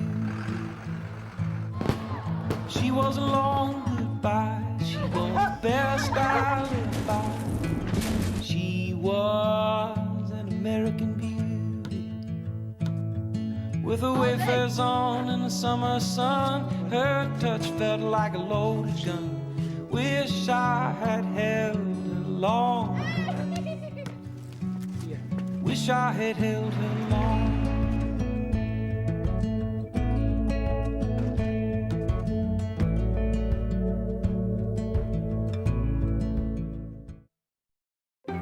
We are computer science pros, chemists and lab technicians, health professionals, mathematicians, and science educators. We are the Greg Wadley College of Science and Health Professions at Northeastern State University. Choose from degrees in natural sciences, health and pre-health professions, mathematics and computer science, and more. Discover the possibilities at Northeastern State University. My name's Todd Harden, and I am Todd's Coffee. The reason I do this to begin with is because I really want people to experience coffee. What I'm doing and what other roasters are doing as well is, we're trying to figure out what the bean is trying to tell us. My goal and my customer really is, there's probably 2 out of 10 people that could taste the difference in one of my better roasts versus an average roast. If I can make those people happy, I'm making everybody happy. And so that's kind of my philosophy when it comes to roasting. You can just go to toddscoffee.com. You can get a whole bean, or I'll grind it for you. Either way, there'll be a drop down in there that you can order it that way. So order some coffee. Things could be stranger, but I don't know how. I'm going through changes now. Spend a lifetime trying to figure it out. I'm going through changes, ripping out pages, I'm going to change just now.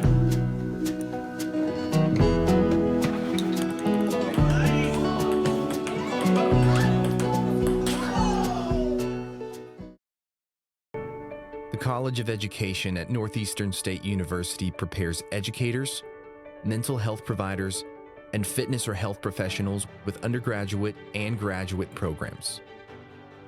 Choose from degrees in elementary, secondary education, special education, health and human performance, psychology, and more.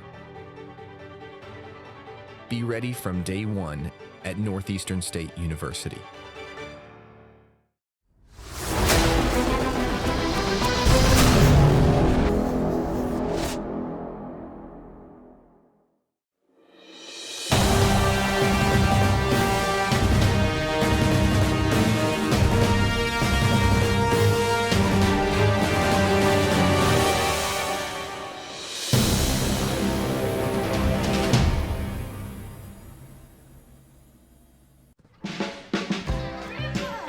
I can feel the warmth deep down in my bones. When I walk through that open door, I know that I am home.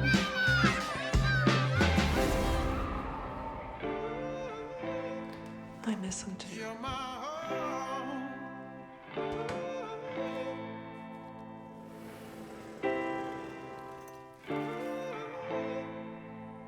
You're my home. Love brings us here. Together we can do no wrong. Together's where we all belong. You're my home. My home. Mowing your yard just got easier. TNG Power Equipment has the best Ferris mowers to get the job done, including the all-new 60-inch redesigned deck that mows up to 11 miles per hour in tall or wet conditions. And for smaller lawns, our Ferris 300S starts at just $39.99. And right now, save up to $1,000 on select Ferris models. Commercial grade to last a lifetime. TNG Power Equipment has Ferris mowers to tackle your projects. There's no place like home. Whether you live in Oklahoma, Arkansas, or Missouri, Realty Mart USA is your go-to real estate company for residential, commercial, agricultural, or land. We believe in strong connected communities and sponsor local events. Realty Mart USA, supporting our communities, supporting our future.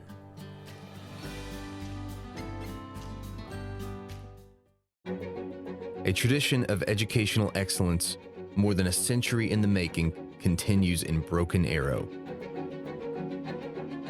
Here, supportive faculty, in-demand undergraduate and graduate degrees, and affordable tuition make Northeastern State University your transfer destination.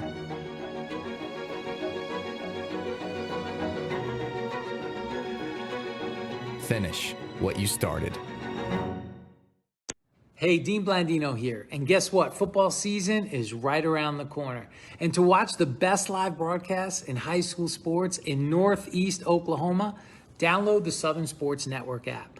And check them out on Facebook, Instagram, and Twitter. I just did. Give them a like. It's the best broadcast in high school sports, and not just that area, in the country. Check them out.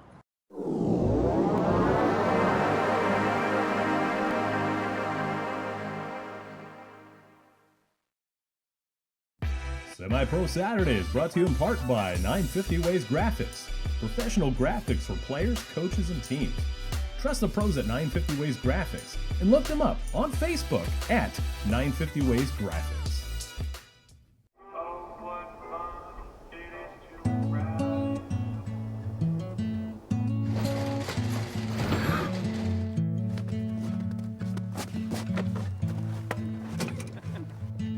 She was a good companion, eyes like the Grand Canyon. She was an American beauty. She was a long goodbye. She was the best I lived by. She was the wafers on in the summer sun. Her touch felt like a loaded gun. Wish I had held her long. Wish I had held her long.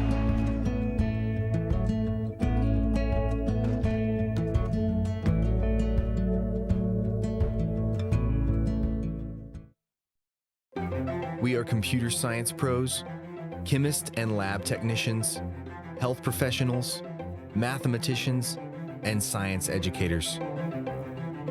We are the Greg Wadley College of Science and Health Professions at Northeastern State University.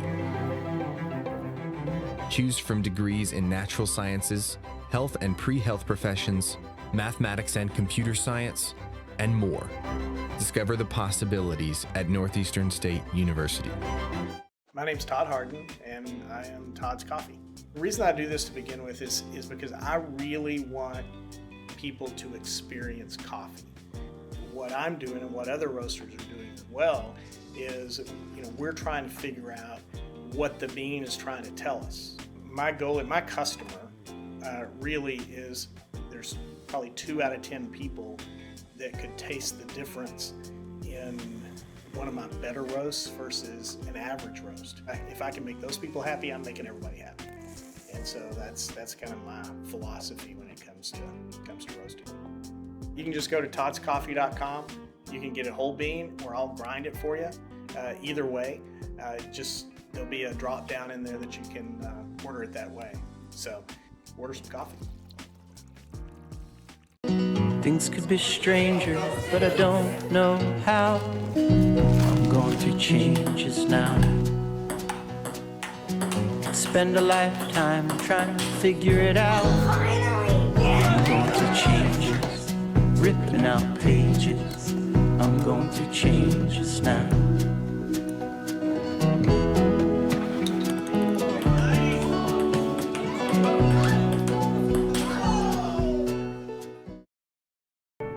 The College of Education at Northeastern State University prepares educators, mental health providers, and fitness or health professionals with undergraduate and graduate programs.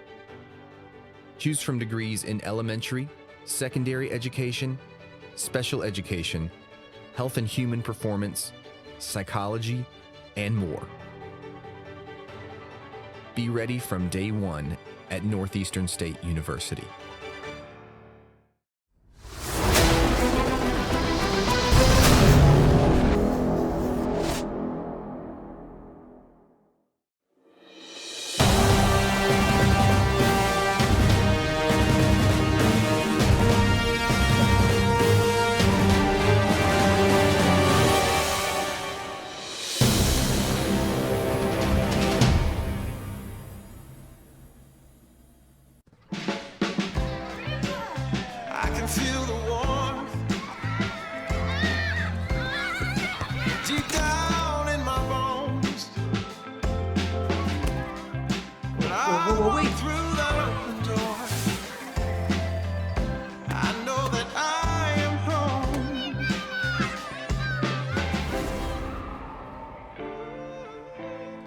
I miss him too.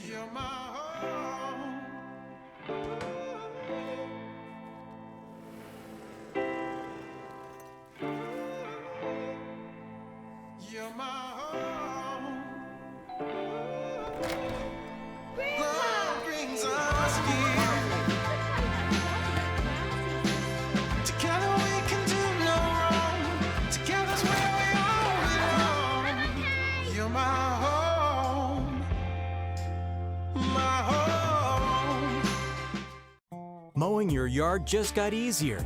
TNG Power Equipment has the best Ferris mowers to get the job done, including the all-new 60-inch redesigned deck that mows up to 11 miles per hour in tall or wet conditions. And for smaller lawns, our Ferris 300S starts at just $39.99. And right now, save up to $1,000 on select Ferris models. Commercial grade to last a lifetime. TNG Power Equipment has Ferris mowers to tackle your projects. There's no place like home.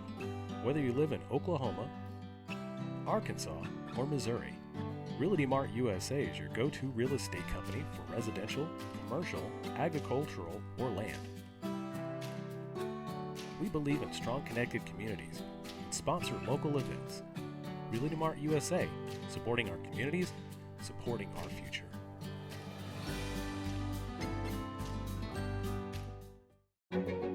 A tradition of educational excellence, more than a century in the making, continues in Broken Arrow.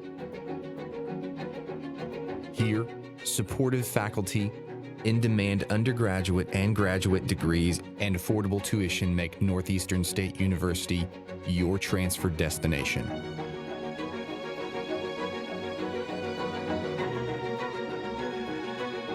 Finish what you started. Hey, Dean Blandino here. And guess what? Football season is right around the corner. And to watch the best live broadcasts in high school sports in Northeast Oklahoma, download the Southern Sports Network app. And check them out on Facebook, Instagram, and Twitter. I just did. Give them a like. It's the best broadcast in high school sports, and not just that area, in the country. Check them out.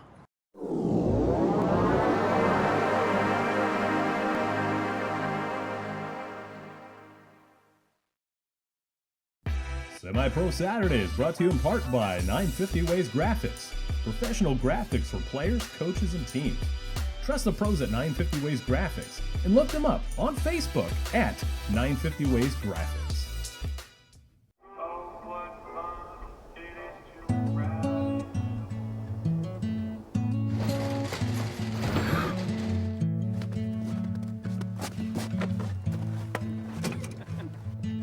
She was a good companion, eyes like the Grand Canyon.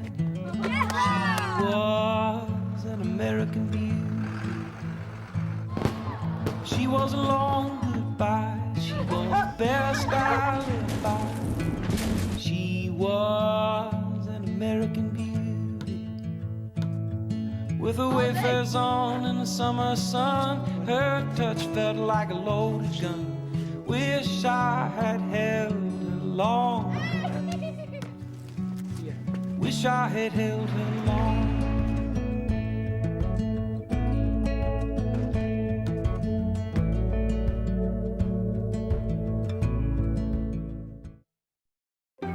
We are computer science pros, chemists and lab technicians, health professionals, mathematicians, and science educators. Ladies and gentlemen, we are back live on the Southern Sports Network. Mike Stewart, Brandon Tucker, bringing the game live to you as the Oklahoma Bears running away with the opening half here, taking a 20-0 lead over the Northwest Arkansas Generals.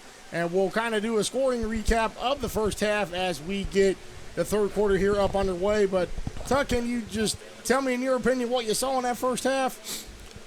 It was total domination. I like the Bears moving up and down the field. Besides the penalties and the turnover, looked like it should be a bigger second half. From the 35-yard line, and it's caught at the 3-yard line, able to return it right up the middle of the football field. Breaks a tackle out the 20, still on his feet, past the 40-yard line, and finally brought down at midfield near the 50. So just going to recap the scoring from the first half. It was all Garrett Griffith in quarter number one, able to find a Morris Bama Coleman for a 26-yard touchdown with 12:56 remaining. And then found that spectacular catch to Malik Earl, 12-yard touchdown grab where he was able to moss the Northwest Arkansas defender with 2:24 remaining in the first. Then Devin White with his best Patrick Mahomes impression, slowly running up the middle of the Northwest Arkansas defense on a 20-yard quarterback keeper after fumbling the ball with 5:11 remaining before halftime. And then we had a 64-yard reception that looked like it was going to go into the end zone from Spencer Howard toward the end of the half, but Devin White fumbled it at the goal line. 20-0, our first half score. Oklahoma Bears leading as we are about to see Northwest Arkansas with their first possession of the second half. Generals coming out with a little bit of counteraction, quarterback counteraction. Quarterback counteraction as they are able to get 8 or 9 on that one. And you have the quarterback there, number 8, Leroy Terry, able to get near first down yardage there. Picking up where he left off. 14:20 remaining here in quarter number 3. Generals coming out with a little bit of momentum. Marcus London must have got into him in the halftime, telling him to come out with a little bit of fire and intensity. So ball at the 42-yard line here. Generals looking to do whatever they can to get this back going. Running on his feet, going to get the first down yardage right at the 40-yard line.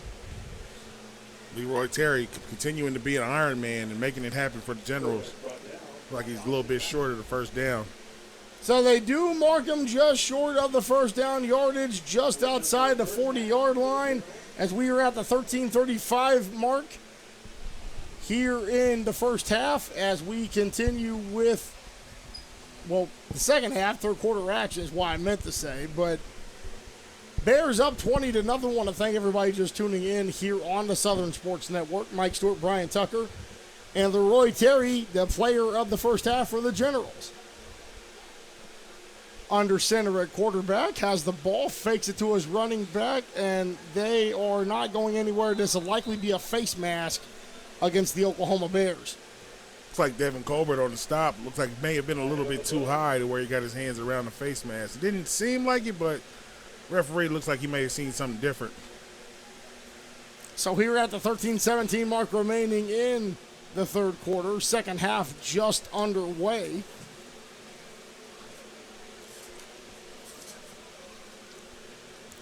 Referees convening there near midfield.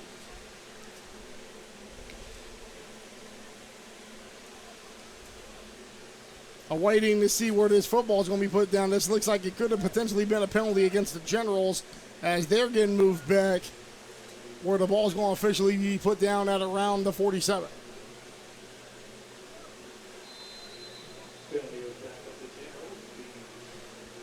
Marcus London's team coming out of the huddle now. They have to get this to the 30-yard line of the Oklahoma Bears.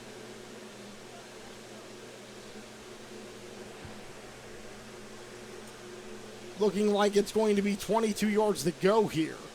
I thought that penalty was a little bit excessive. It looked like 13 yards instead of the 10. Because if they called holding at the line of scrimmage, you just take it back 10. Like referee took it back 13. Right. And, you know, that's so be it as life as is in semi-pro. Officially 20 yards to go. Quarterback on his feet goes down past the 45-yard line, able to get ran out of bounds. Leroy Terry showing off his relentless athleticism as we are at the 12:45 mark here in quarter number 3. I'm just going to need somebody from the Generals to help Terry out. He's putting it on the line every play. Devin Colbert, number 6 for the Bears, running Terry out of bounds. Gain of around 8 yards to go on that one. Going to put it officially at the 42-yard line. Generals need 12 yards to get this down to the 30.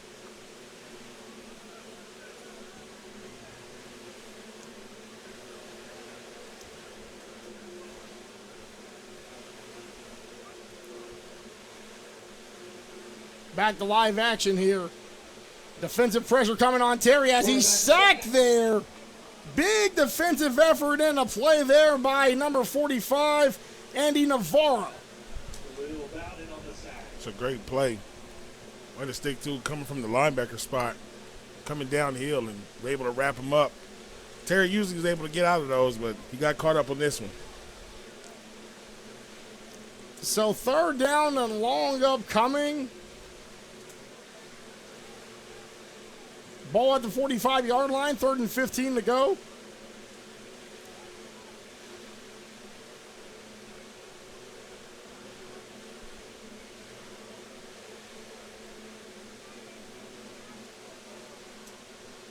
Four receivers set for the Generals as they feel pressure coming from both ends. Terry scrambling here, and he's going to get hit right at around the 39-yard line there. Great defensive effort.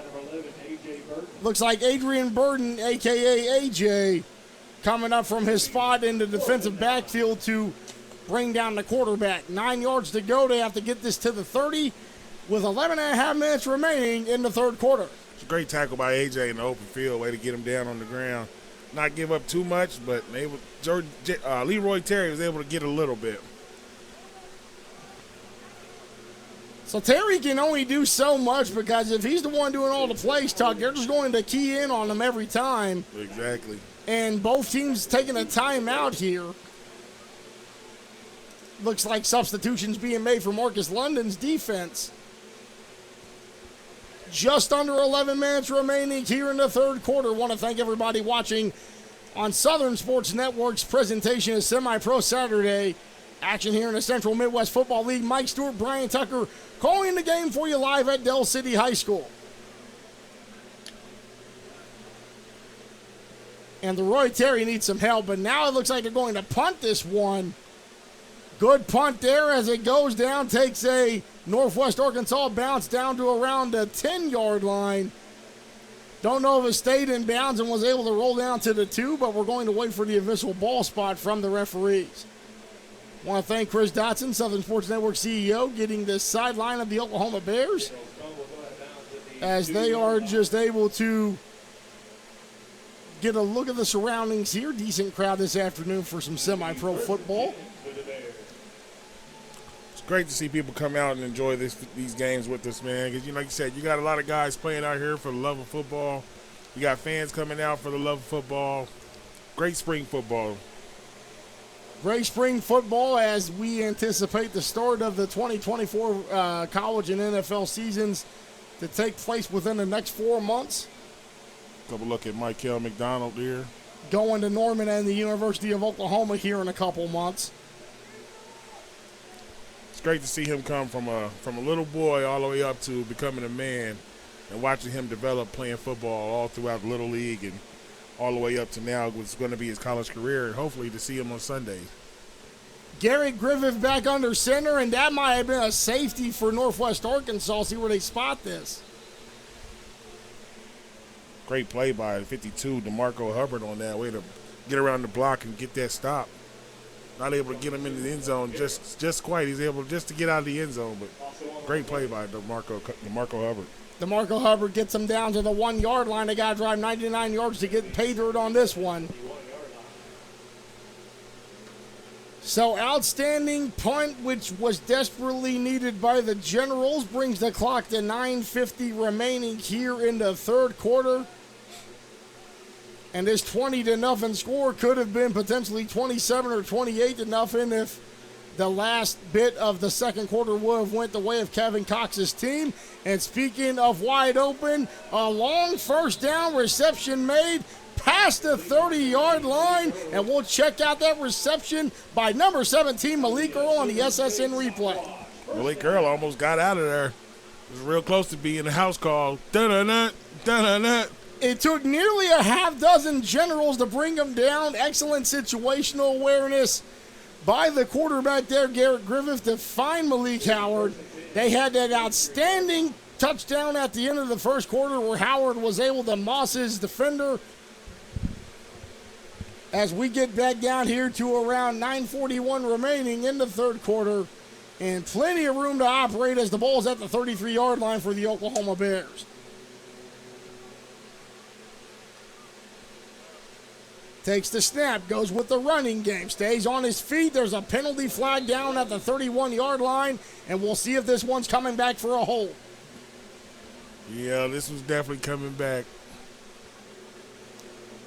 Great run by Johnny Toombs there, though. It's good to see him get out there and get a little bit downfield on him. Toombs, the PCO graduate, waiting for the official call from the referee here.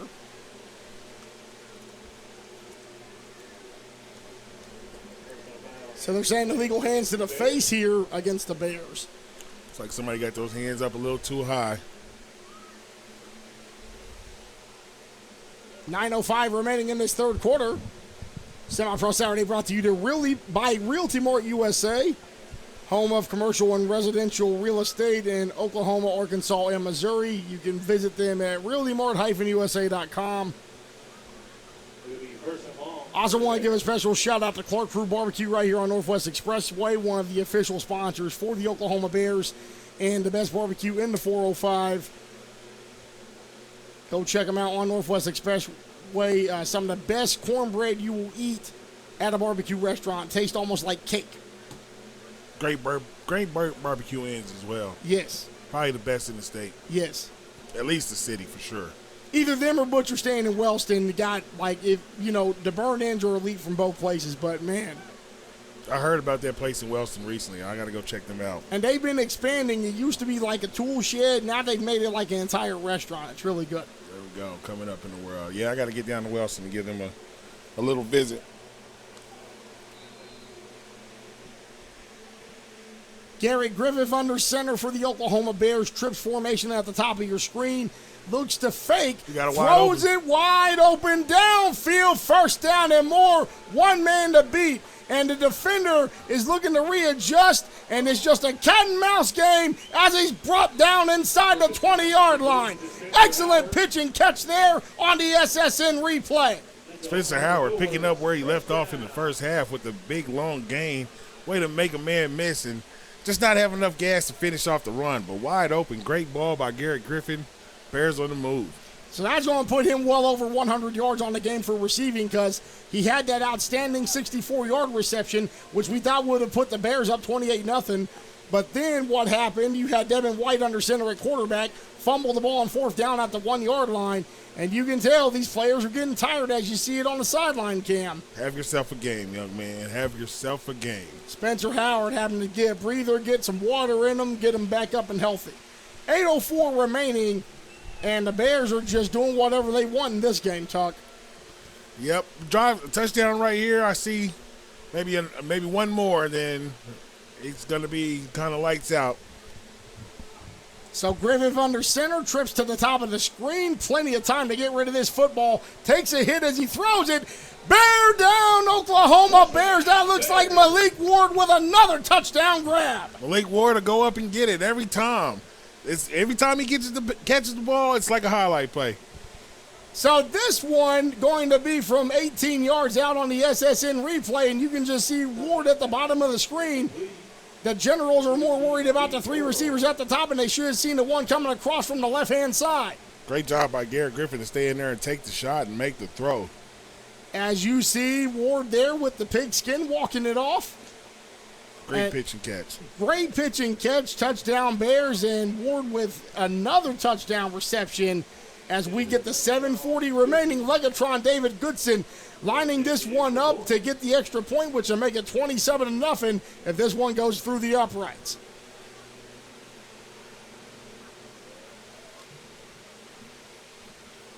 Ball down, kick is up, it goes through, and it is good. So 7:40 remaining.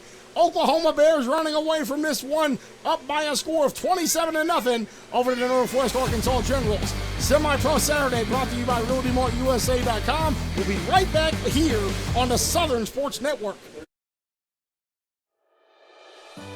There's no place like home. Whether you live in Oklahoma, Arkansas, or Missouri, Realty Mart USA is your go-to real estate company for residential, commercial, agricultural, or land. We believe in strong connected communities and sponsor local events. Realty Mart USA, supporting our communities, supporting our future.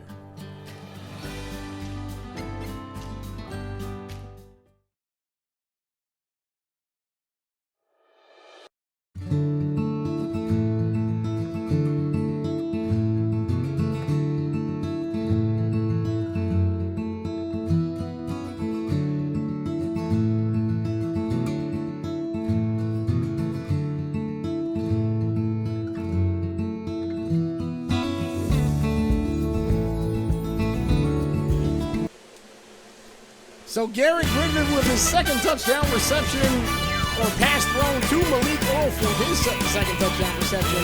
They connect twice in this game, one in each half. Mike Stewart with Brian Tucker here on the Southern Sports Network. Kickoff from the 35-yard line. Bit of a squib kick. Not really that powerful of a kick, but it ends up in the back of the end zone trying to run it out, and that may have been a big mistake there. He's going to bring that out. Bringing it out past the 5-yard line, and the speed able to take him out past his 15 down to the 17 with 7:18 remaining in the third quarter. I know Coach London's over there looking at it, holding his hand on his head like, oh, no, he's going to do it. But great play by who was that brought that out? So we should be able to get that reception again on the SSN replay. But, yeah, that was one of those ones where bit of a head scratcher at first, but then whenever he's bringing it back out, he's trying to make the most of it. Yeah, that's dangerous right there. You're playing with fire, but he was able to be enough of an athlete to bring it out and get some positive yards out of the situation. Normally those end in turmoil. Especially where in this game, if you just let it touch back, it gets to the 25-yard line. So it's theoretically a loss of 7, Tuck, as they have it officially at the 16. So more like a 9-yard loss on that one by deciding to run it. Very dangerous play, but, hey, he made it. I love a guy that'll go make a play, especially when it's needed. Down 27-0, not much to lose. Let's go make a play. So after Malik Earl's second touchdown pass, that screen play fell incomplete. 2nd down and 10 coming up here for what will be Northwest Arkansas.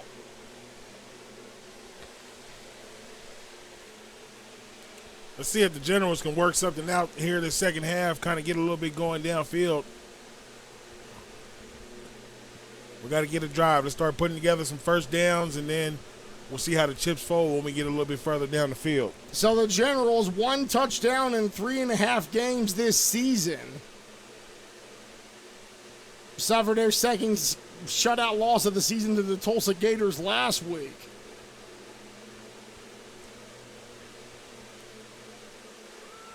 And you have their best player under center making all the moves here. Nearly gets the first down run there. Again, that is quarterback number 8, Leroy Terry.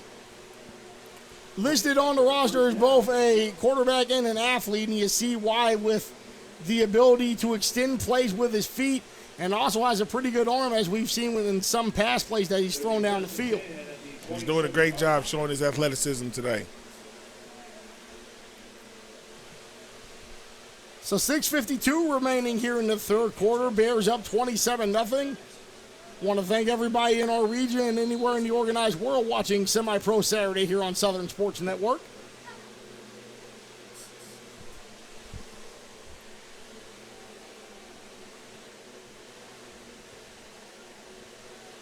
As we are getting the sideline cam shots here from Chris Dotson.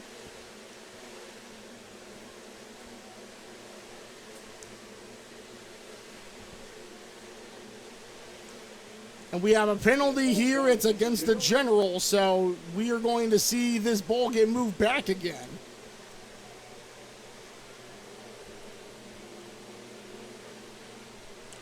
Self-inflicted wounds, never good for an offense. Never good for an offense, and then you're always wondering what you can do as the bottom continues to fall out, and it's a 4-possession game here. It'll be 1st and 15.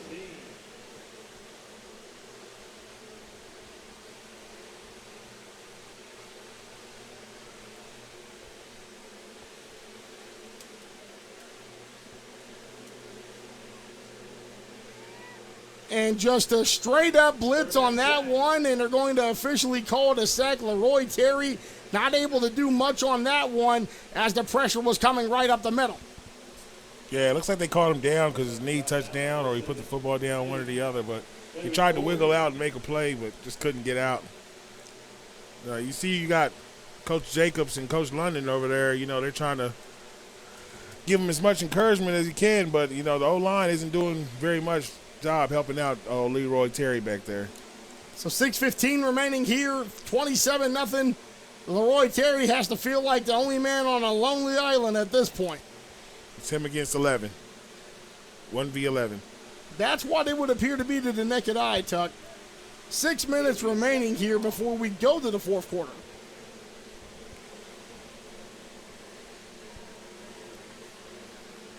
The Generals have to get to the 37-yard line in order to keep this drive alive. Ball officially spotted at the 11. So you're looking at 26 yards to go here on 2nd down. Trips at the bottom of your screen. Terry flanked by his running back.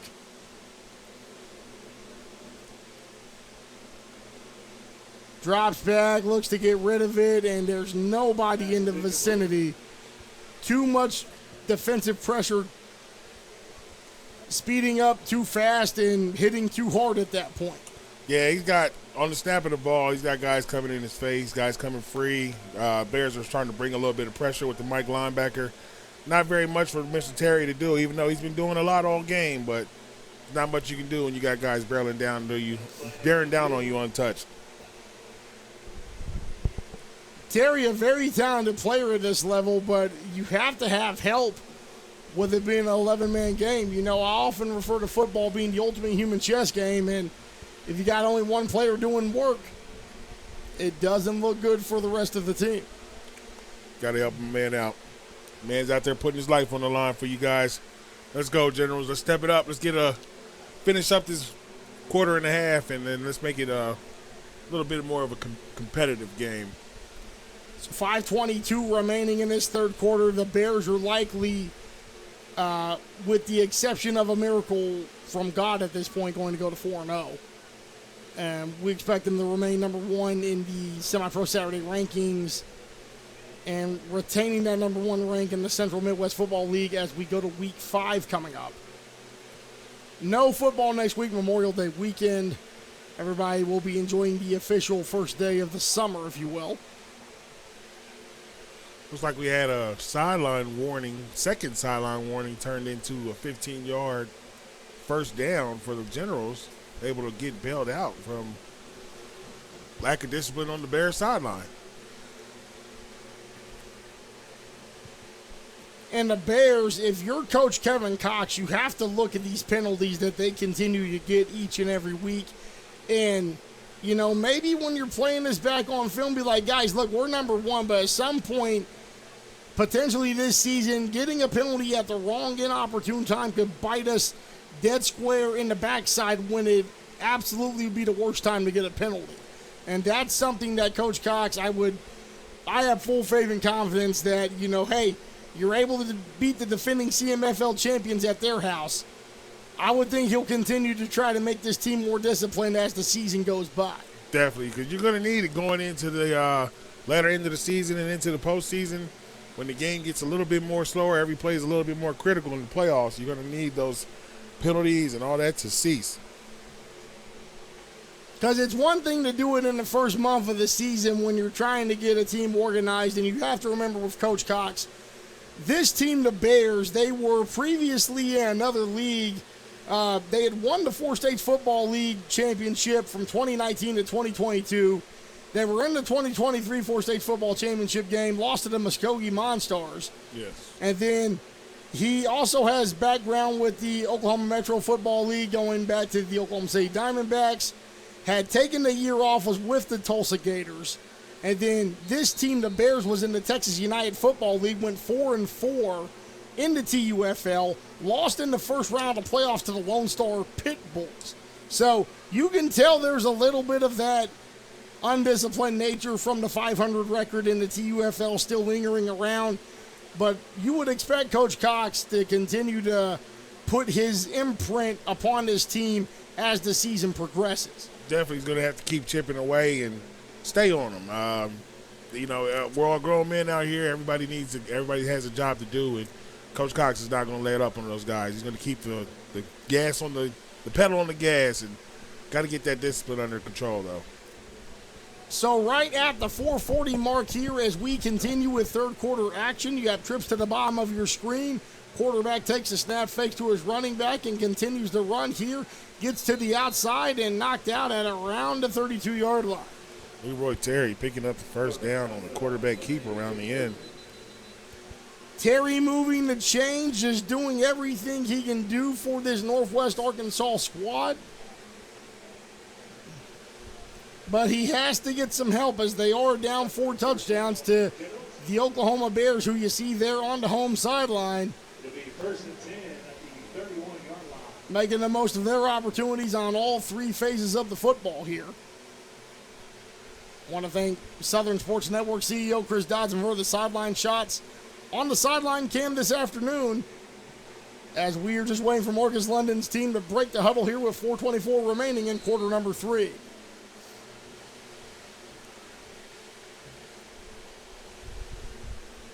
Today's Semi-Pro Saturday game brought to you by RealtyMart-USA.com, home of rural, commercial, residential, and commercial real estate in Arkansas, Missouri, and Oklahoma. That is Realty Mart USA. 4 receivers set here for the Northwest Arkansas Generals, and a snap taken again, and back on the scramble as the quarterback as he throws it downfield, and that one is intercepted, but there is a penalty flag down on the field, and that one, Leroy Terry taking too much time and just trying to make a play happen, but ended up in the wrong hands there, Tuck. Underthrown ball, man. He had a guy running wide open. He just didn't have enough arm strength to get it there to him.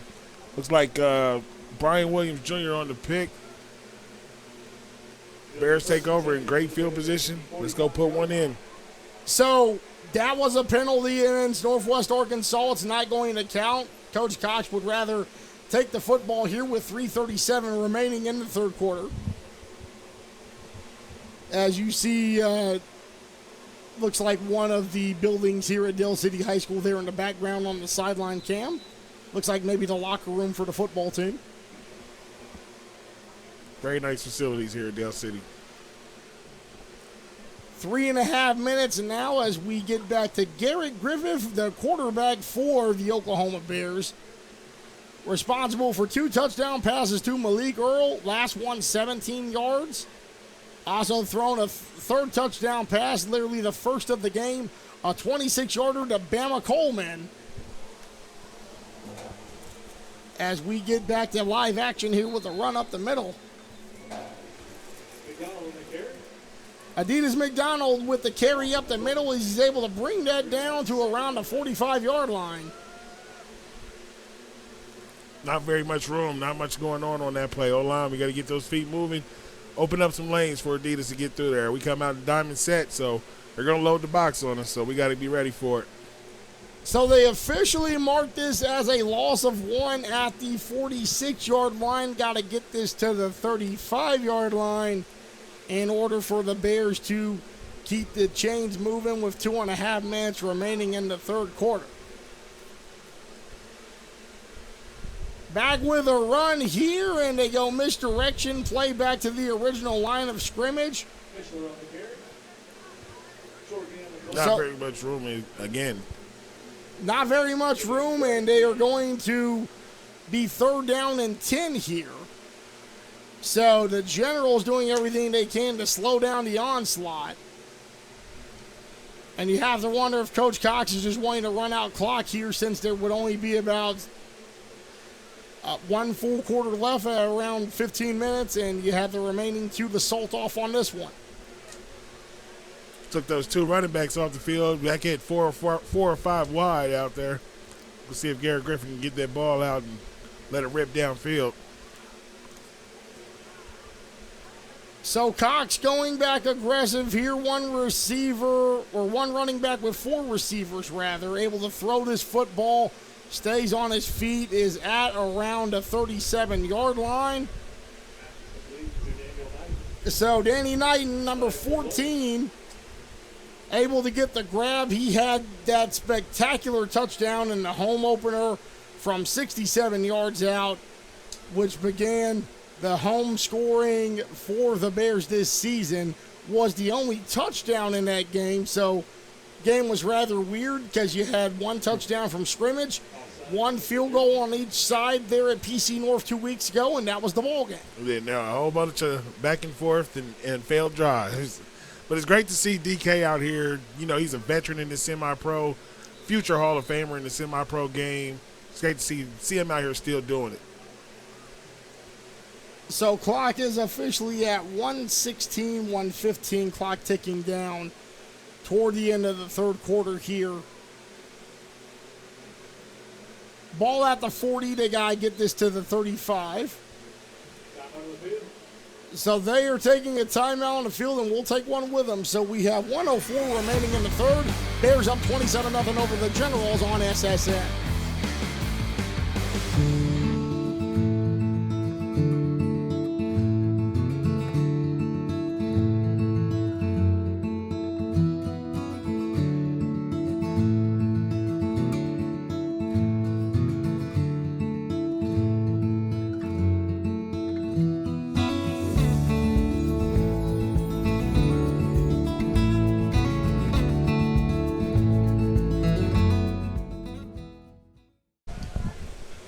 Semi-Pro Saturday brought to you by RealtyMartUSA.com, back on East Southern Sports Network. Week 4 in the CMFL. Mike Stewart, Brian Tucker bringing the action to you live from Del City High School, home of the Oklahoma Class 5A state runner-ups here on the gridiron. Garrett Griffin gives the ball to his running back, gets down to the 35-yard line, enough to move those chains for an Oklahoma Bears first down. Wait for Adidas to slip through that low line and get upfield. It's like you came right off that pool and got right up there between the center and guard. 6-yard gain, way to move the chains. Takes 4 generals to knock down Adidas McDonald, but not before he gets to the 34-yard line, and then you have the generals player there wanting to kick the ball back, not happy about the ball spot.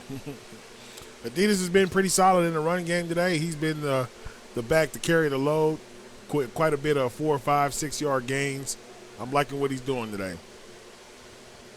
So just around 15 seconds remaining, enough for Garrett Griffith to throw it up and see if he can get a touchdown pass. Looks like they'll be aggressive here, and threw that one out in the middle of nowhere with 7 seconds remaining.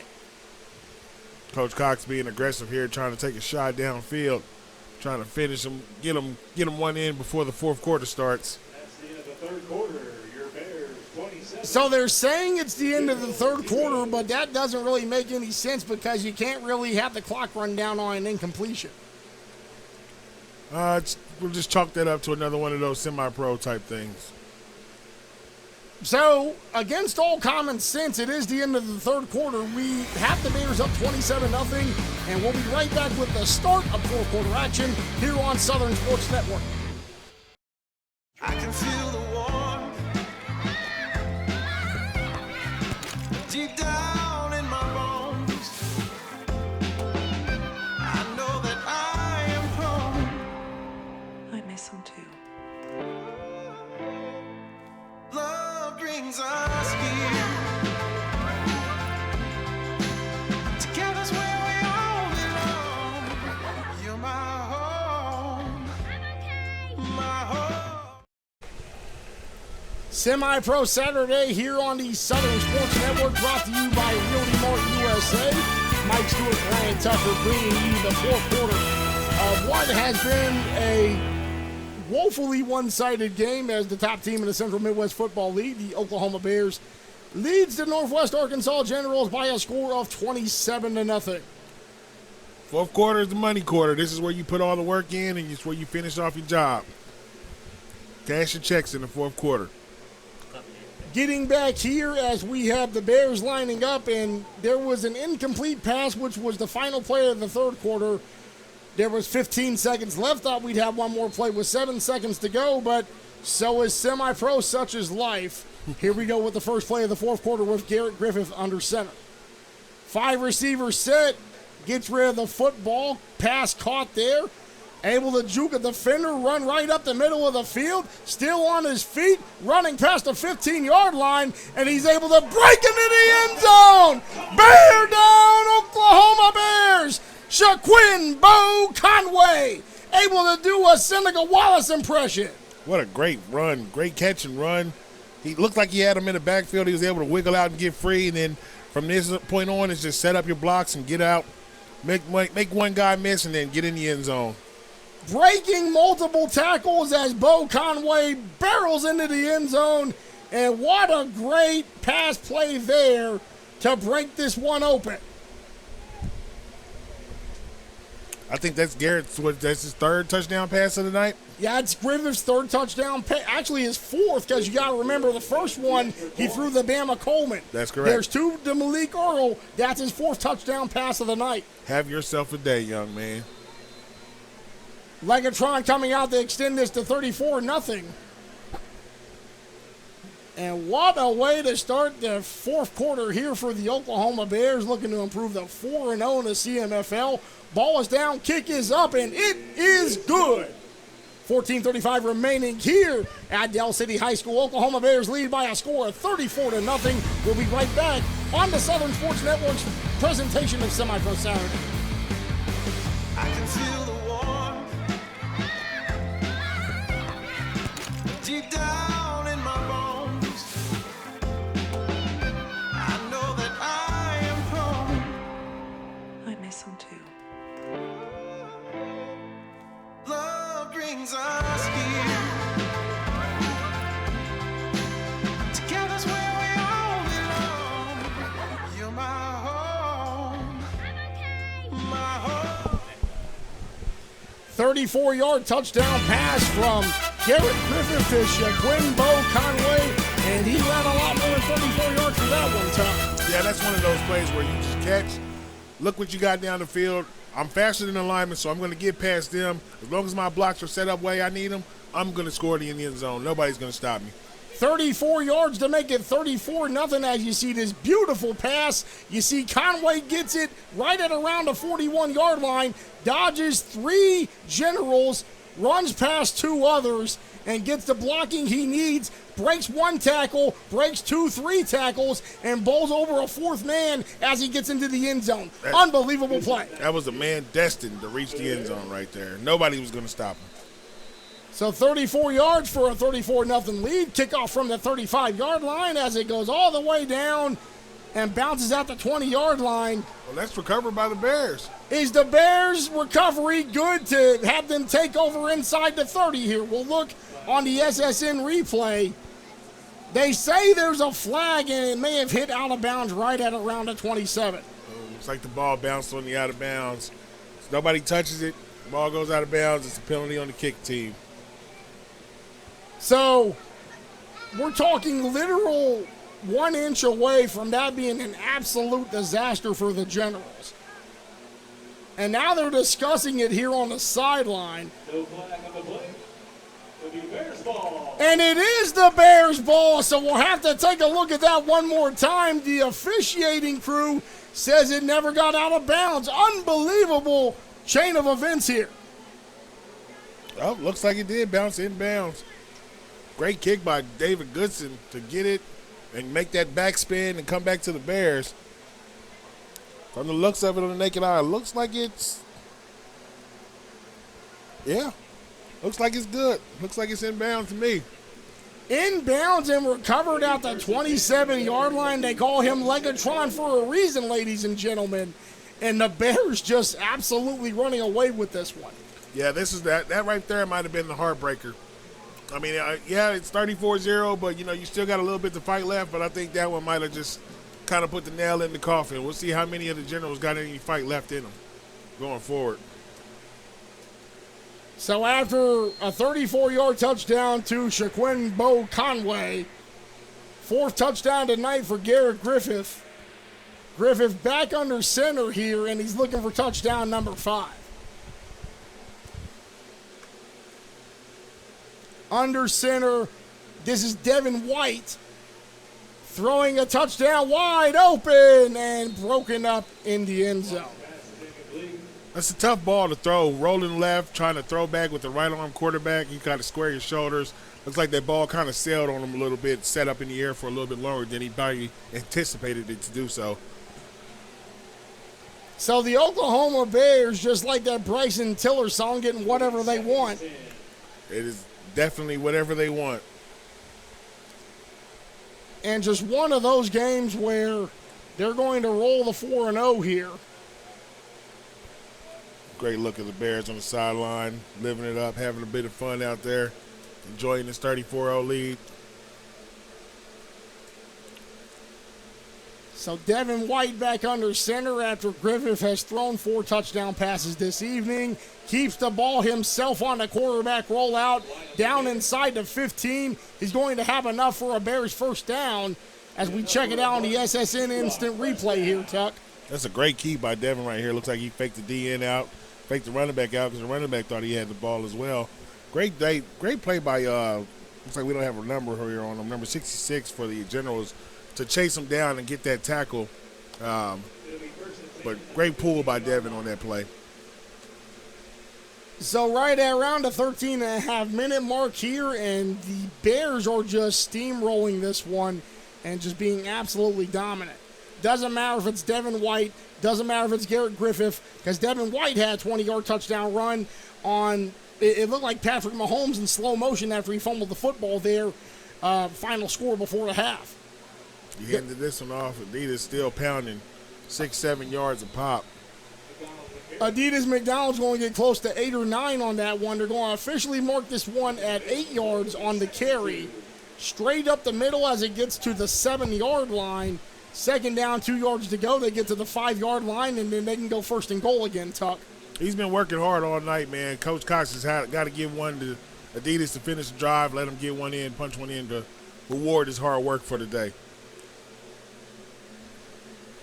So just taking their time here in the huddle, which when you're up 34 points, you can literally do whatever you want because you've been doing it all game anyways. Yeah, it's kind of your own world right now. It's like 3 running backs back there in the backfield, so we kind of see what's coming. And any one of them could scramble for it. They're going to go with Adidas here, brings it down to around the 4-yard line. Believe he's got enough for a first down and goal. DeMarco Hubbard's still out there balling. He's the one that make that cause that stop. The first person on there on the hit. Looks like it's good to see people still kind of putting it on the line, even though you're down 34-0 back against the wall. DeMarcus Hubbard still putting it out there. So inside 12 minutes to go here in regulation, and ball is going to be first and goal from the 4 here. Interesting to see what Coach Cox draws up on the offensive front here.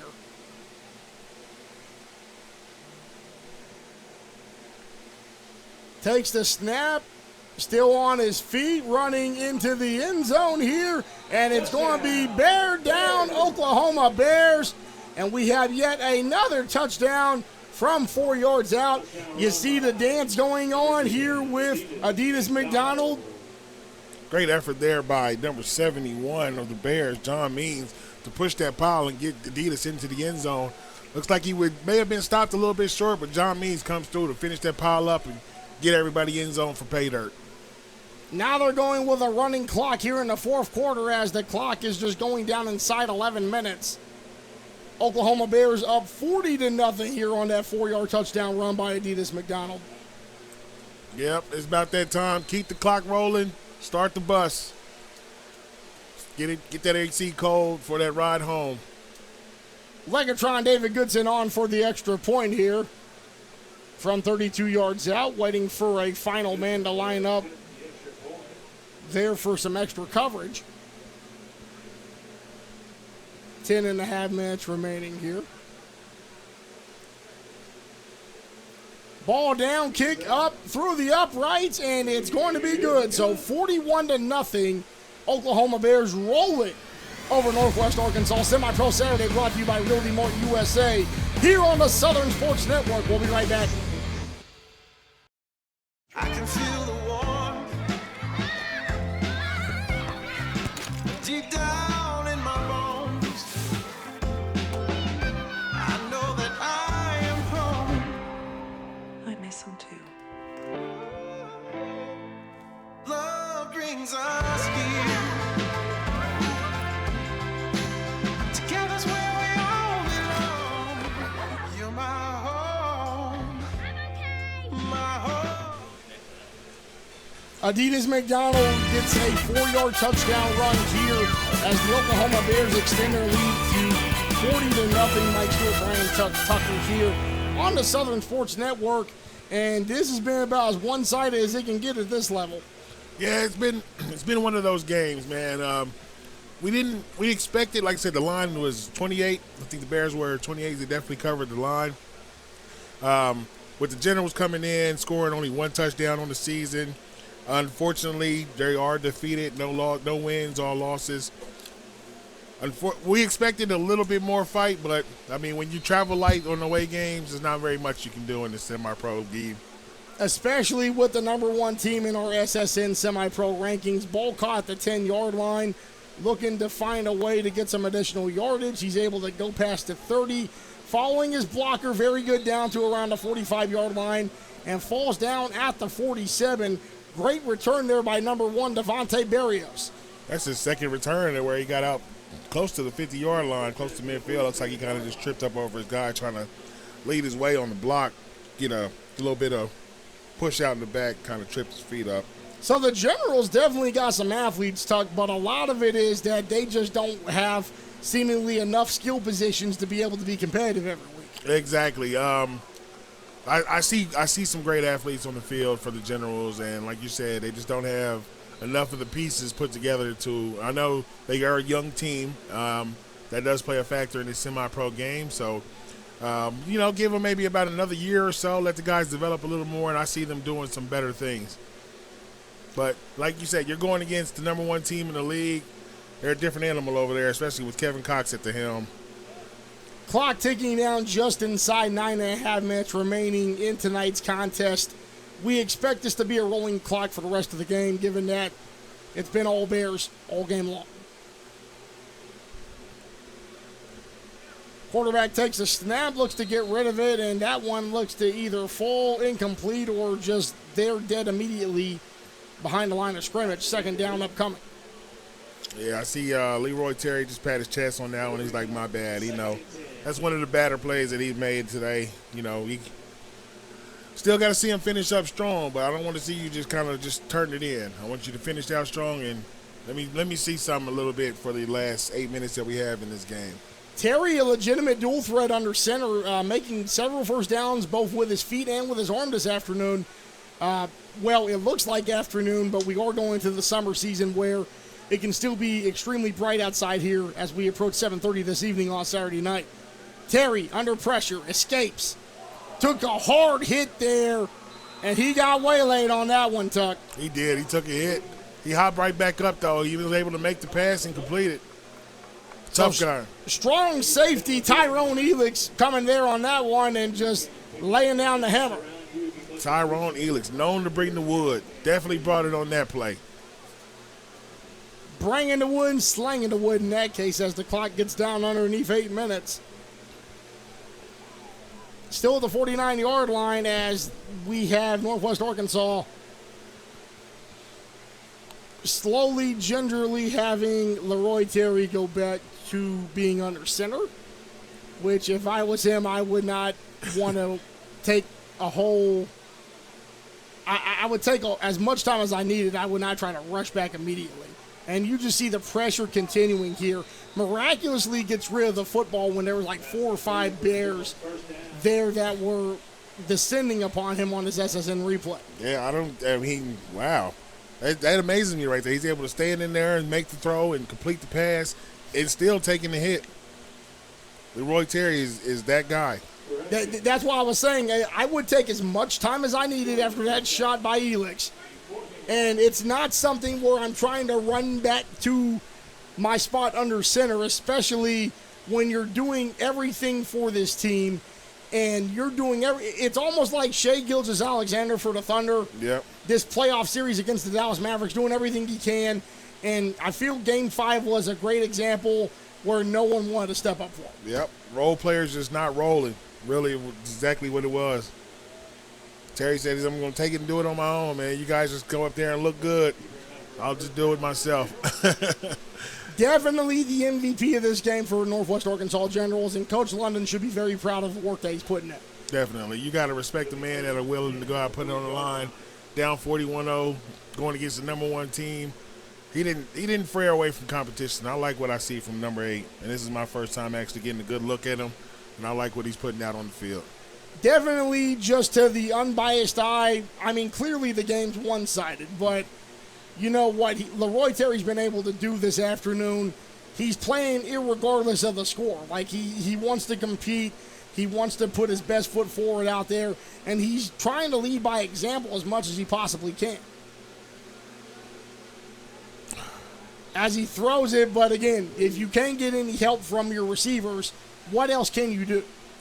Yep, and he just took another shot right there. The Bears are just laying it on him every time. Every time they said, Mr. Terry, if you're going to keep running the ball like that, we're going to keep smacking you until the clock says 0. So 5:50 remaining here, and again, Bears 4-0. It's just a matter of it being official when these triple zeros hit the clock. And you're able to go to Joplin, defeat the defending CMFL champions at their place at Missouri Southern. You have a very competitive game against the Wichita Skyhawks in which the first touchdown of the game is the difference of that contest. You beat the in-state Turnpike rival in the Tulsa Gators, And everything looks good for you right now. Tonight's win's going to match their entire win total from the TUFL last season. Oh. And Leroy Terry refusing to give up. Makes it back to the first down marker, but there's only so much one man can do on this SSN replay. Leroy Terry making it happen, but looks like he wasn't able to get out of the hands of Khalil Bowden, able to bring him down pretty hard there. Terry's still down. Unfortunately, we don't like to see that. Definitely not what we like to see. There was a heightened reaction when he went down, and he was kind of shaking his limbs there. We're going to move the camera away, and we're going to take a short time out here and come right back in just a moment. I can feel the warmth deep down in my bones. I know that I am home. I miss him too.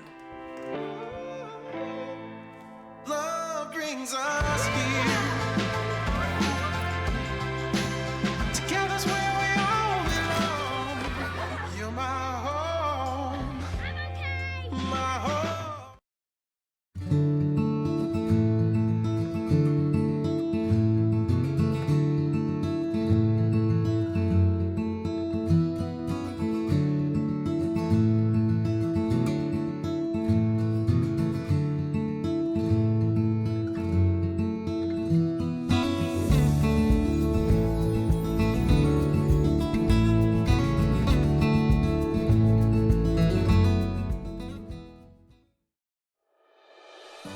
There's no place like home. Whether you live in Oklahoma, Arkansas, or Missouri, Realty Mart USA is your go-to real estate company for residential, commercial, agricultural, or land. We believe in strong connected communities and sponsor local events. Realty Mart USA, supporting our communities, supporting our future.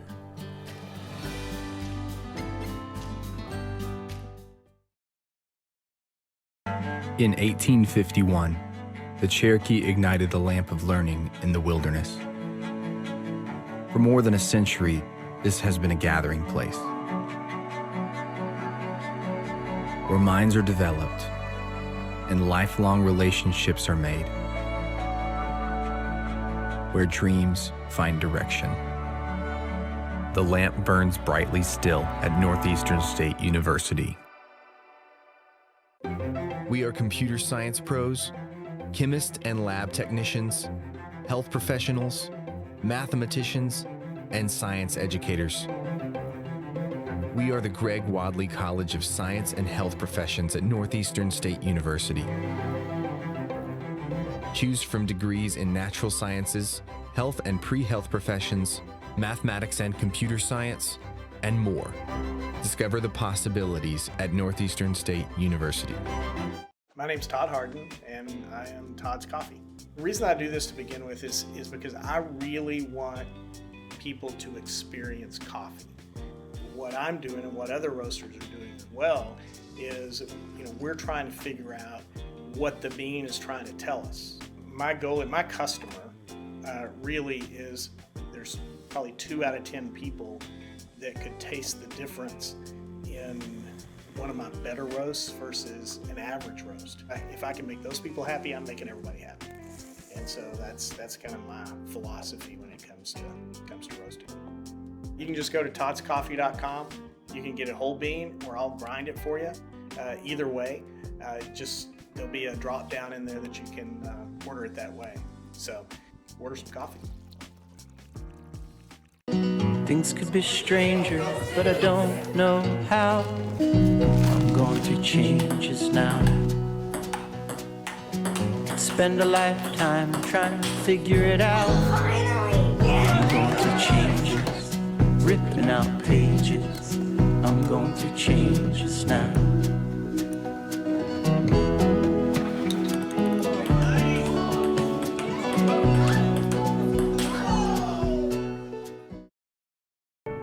The College of Education at Northeastern State University prepares educators, mental health providers, and fitness or health professionals with undergraduate and graduate programs.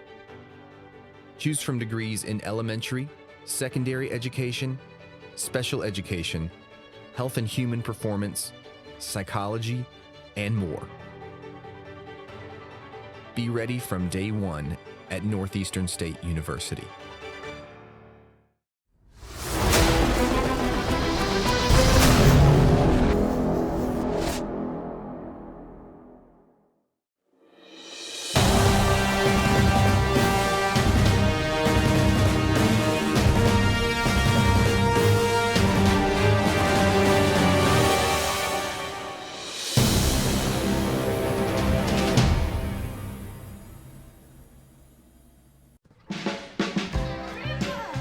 I can feel the warmth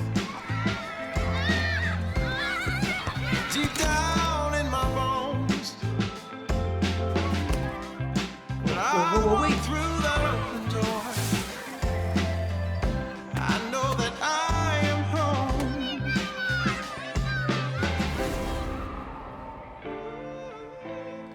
I miss him too. You're my home.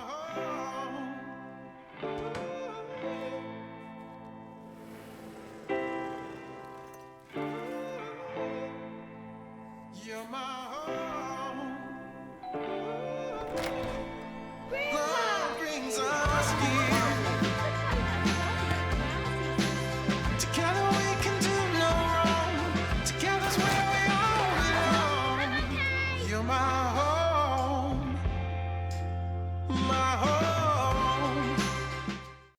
Mowing your yard just got easier. TNG Power Equipment has the best Ferris mowers to get the job done, including the all-new 60-inch redesigned deck that mows up to 11 miles per hour in tall or wet conditions. And for smaller lawns, our Ferris 300S starts at just $39.99. And right now, save up to $1,000 on select Ferris models. Commercial grade to last a lifetime. TNG Power Equipment has Ferris mowers to tackle your projects.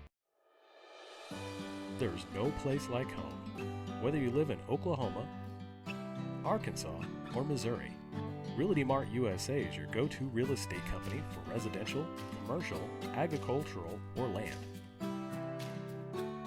We believe in strong connected communities and sponsor local events. Realty Mart USA, supporting our communities, supporting our future.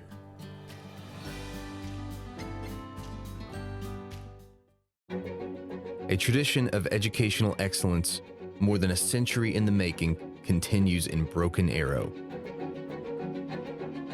Here, supportive faculty, in-demand undergraduate and graduate degrees, and affordable tuition make Northeastern State University your transfer destination.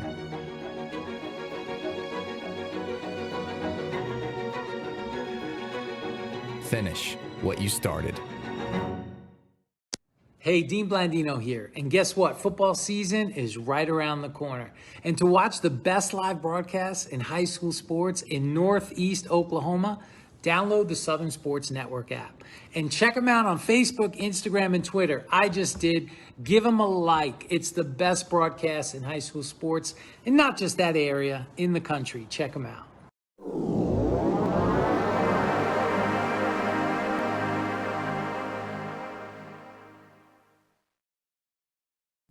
Semi-Pro Saturday is brought to you in part by 950 Ways Graphics. Professional graphics for players, coaches, and teams.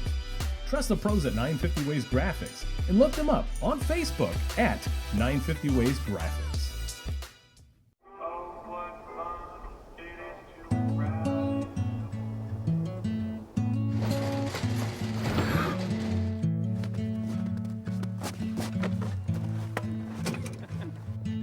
She was a good companion, eyes like the Grand Canyon. She was an American beauty. She was a long goodbye. She was the best I lived by. She was an American beauty. With her wayfarers on in the summer sun, her touch felt like a loaded gun. Wish I had held her long. Wish I had held her long.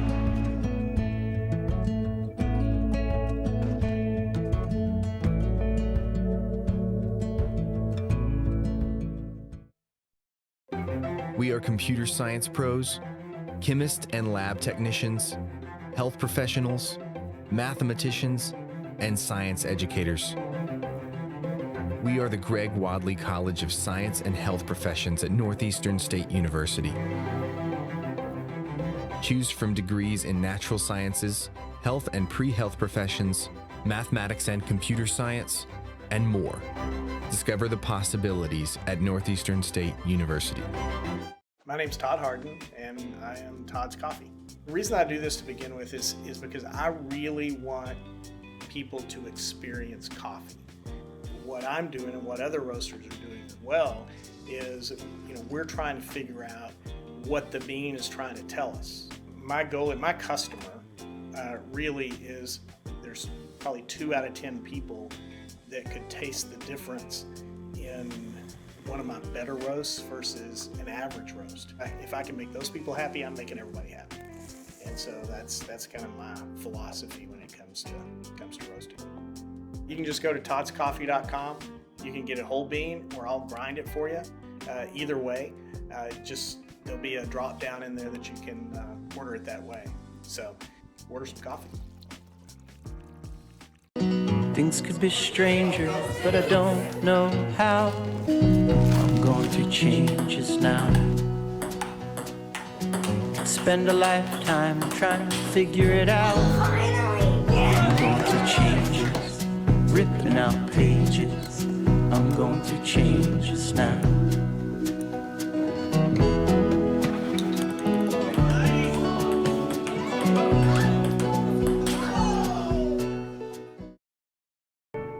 The College of Education at Northeastern State University prepares educators, mental health providers, and fitness or health professionals with undergraduate and graduate programs.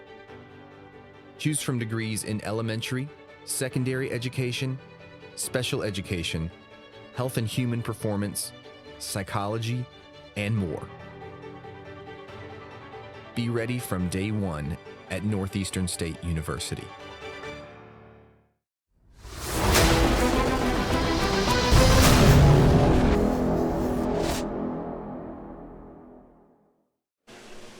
Ladies and gentlemen, we're back live on the Southern Sports Network. Mike Stewart, Brian Tucker here.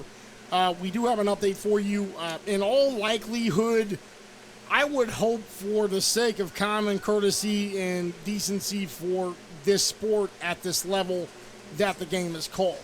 On the last play, quarterback Leroy Terry for the Northwest Arkansas Generals did break his arm. What we are awaiting right now, as you see what appears to be a prayer circle being gathered here at midfield, or closer to the 40-yard line, rather.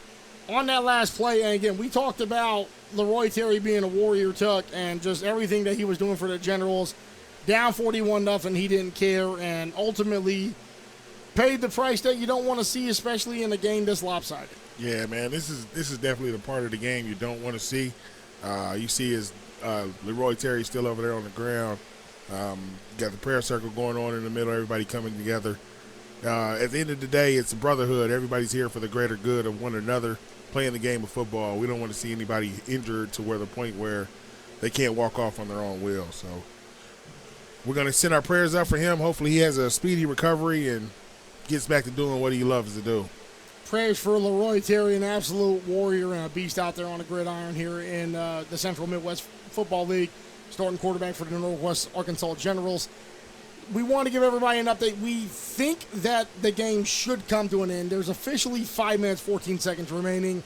If it were up to me, I would have been called a football game. There's no need, in my opinion, to continue this game because of the score and the fact that the best player for the Generals got hurt.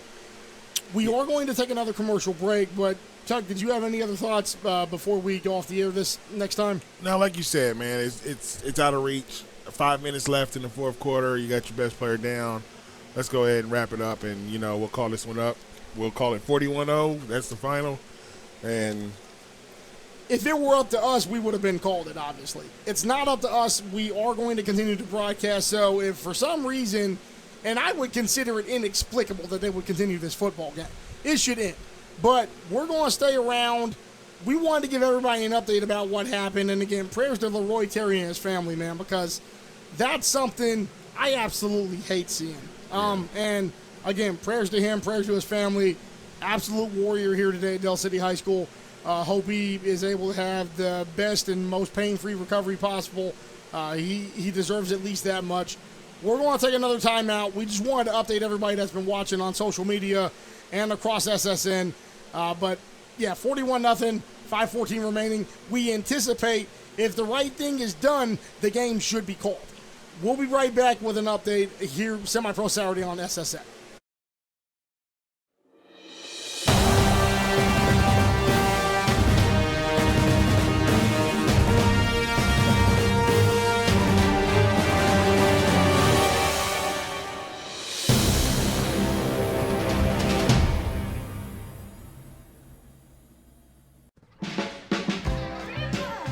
I can feel the warmth deep down in my bones. Back live on Southern Sports Network. The game's been officially called. So the final 5:13 of tonight's game will not be played. The Oklahoma Bears will win by a score of 41-0 over the Northwest Arkansas Generals. Again, final play of the game. You got a man, Leroy Terry, laying it all out there, doing everything he can possible. He's going to be going to a nearby emergency medical center due to a broken arm, unfortunately. But sad way to see a game end, and you just hope for the best recovery possible for the best player on the Generals here playing tonight. Definitely, man. Definitely hope for a speedy recovery. Hope everybody gets home safe. Unfortunately, we couldn't finish the game the traditional way, but definitely, speedy recovery for number 8. For Southern Sports Network CEO Chris Dodson, Brian Tucker, and our outstanding production and camera crews, I'm Mike Stewart. We will be right back with another Semi-Pro Saturday as the season in the Central Midwest Football League continues on. Thank you for watching Semi-Pro Saturday, brought to you by Really Mart USA on the Southern Sports Network.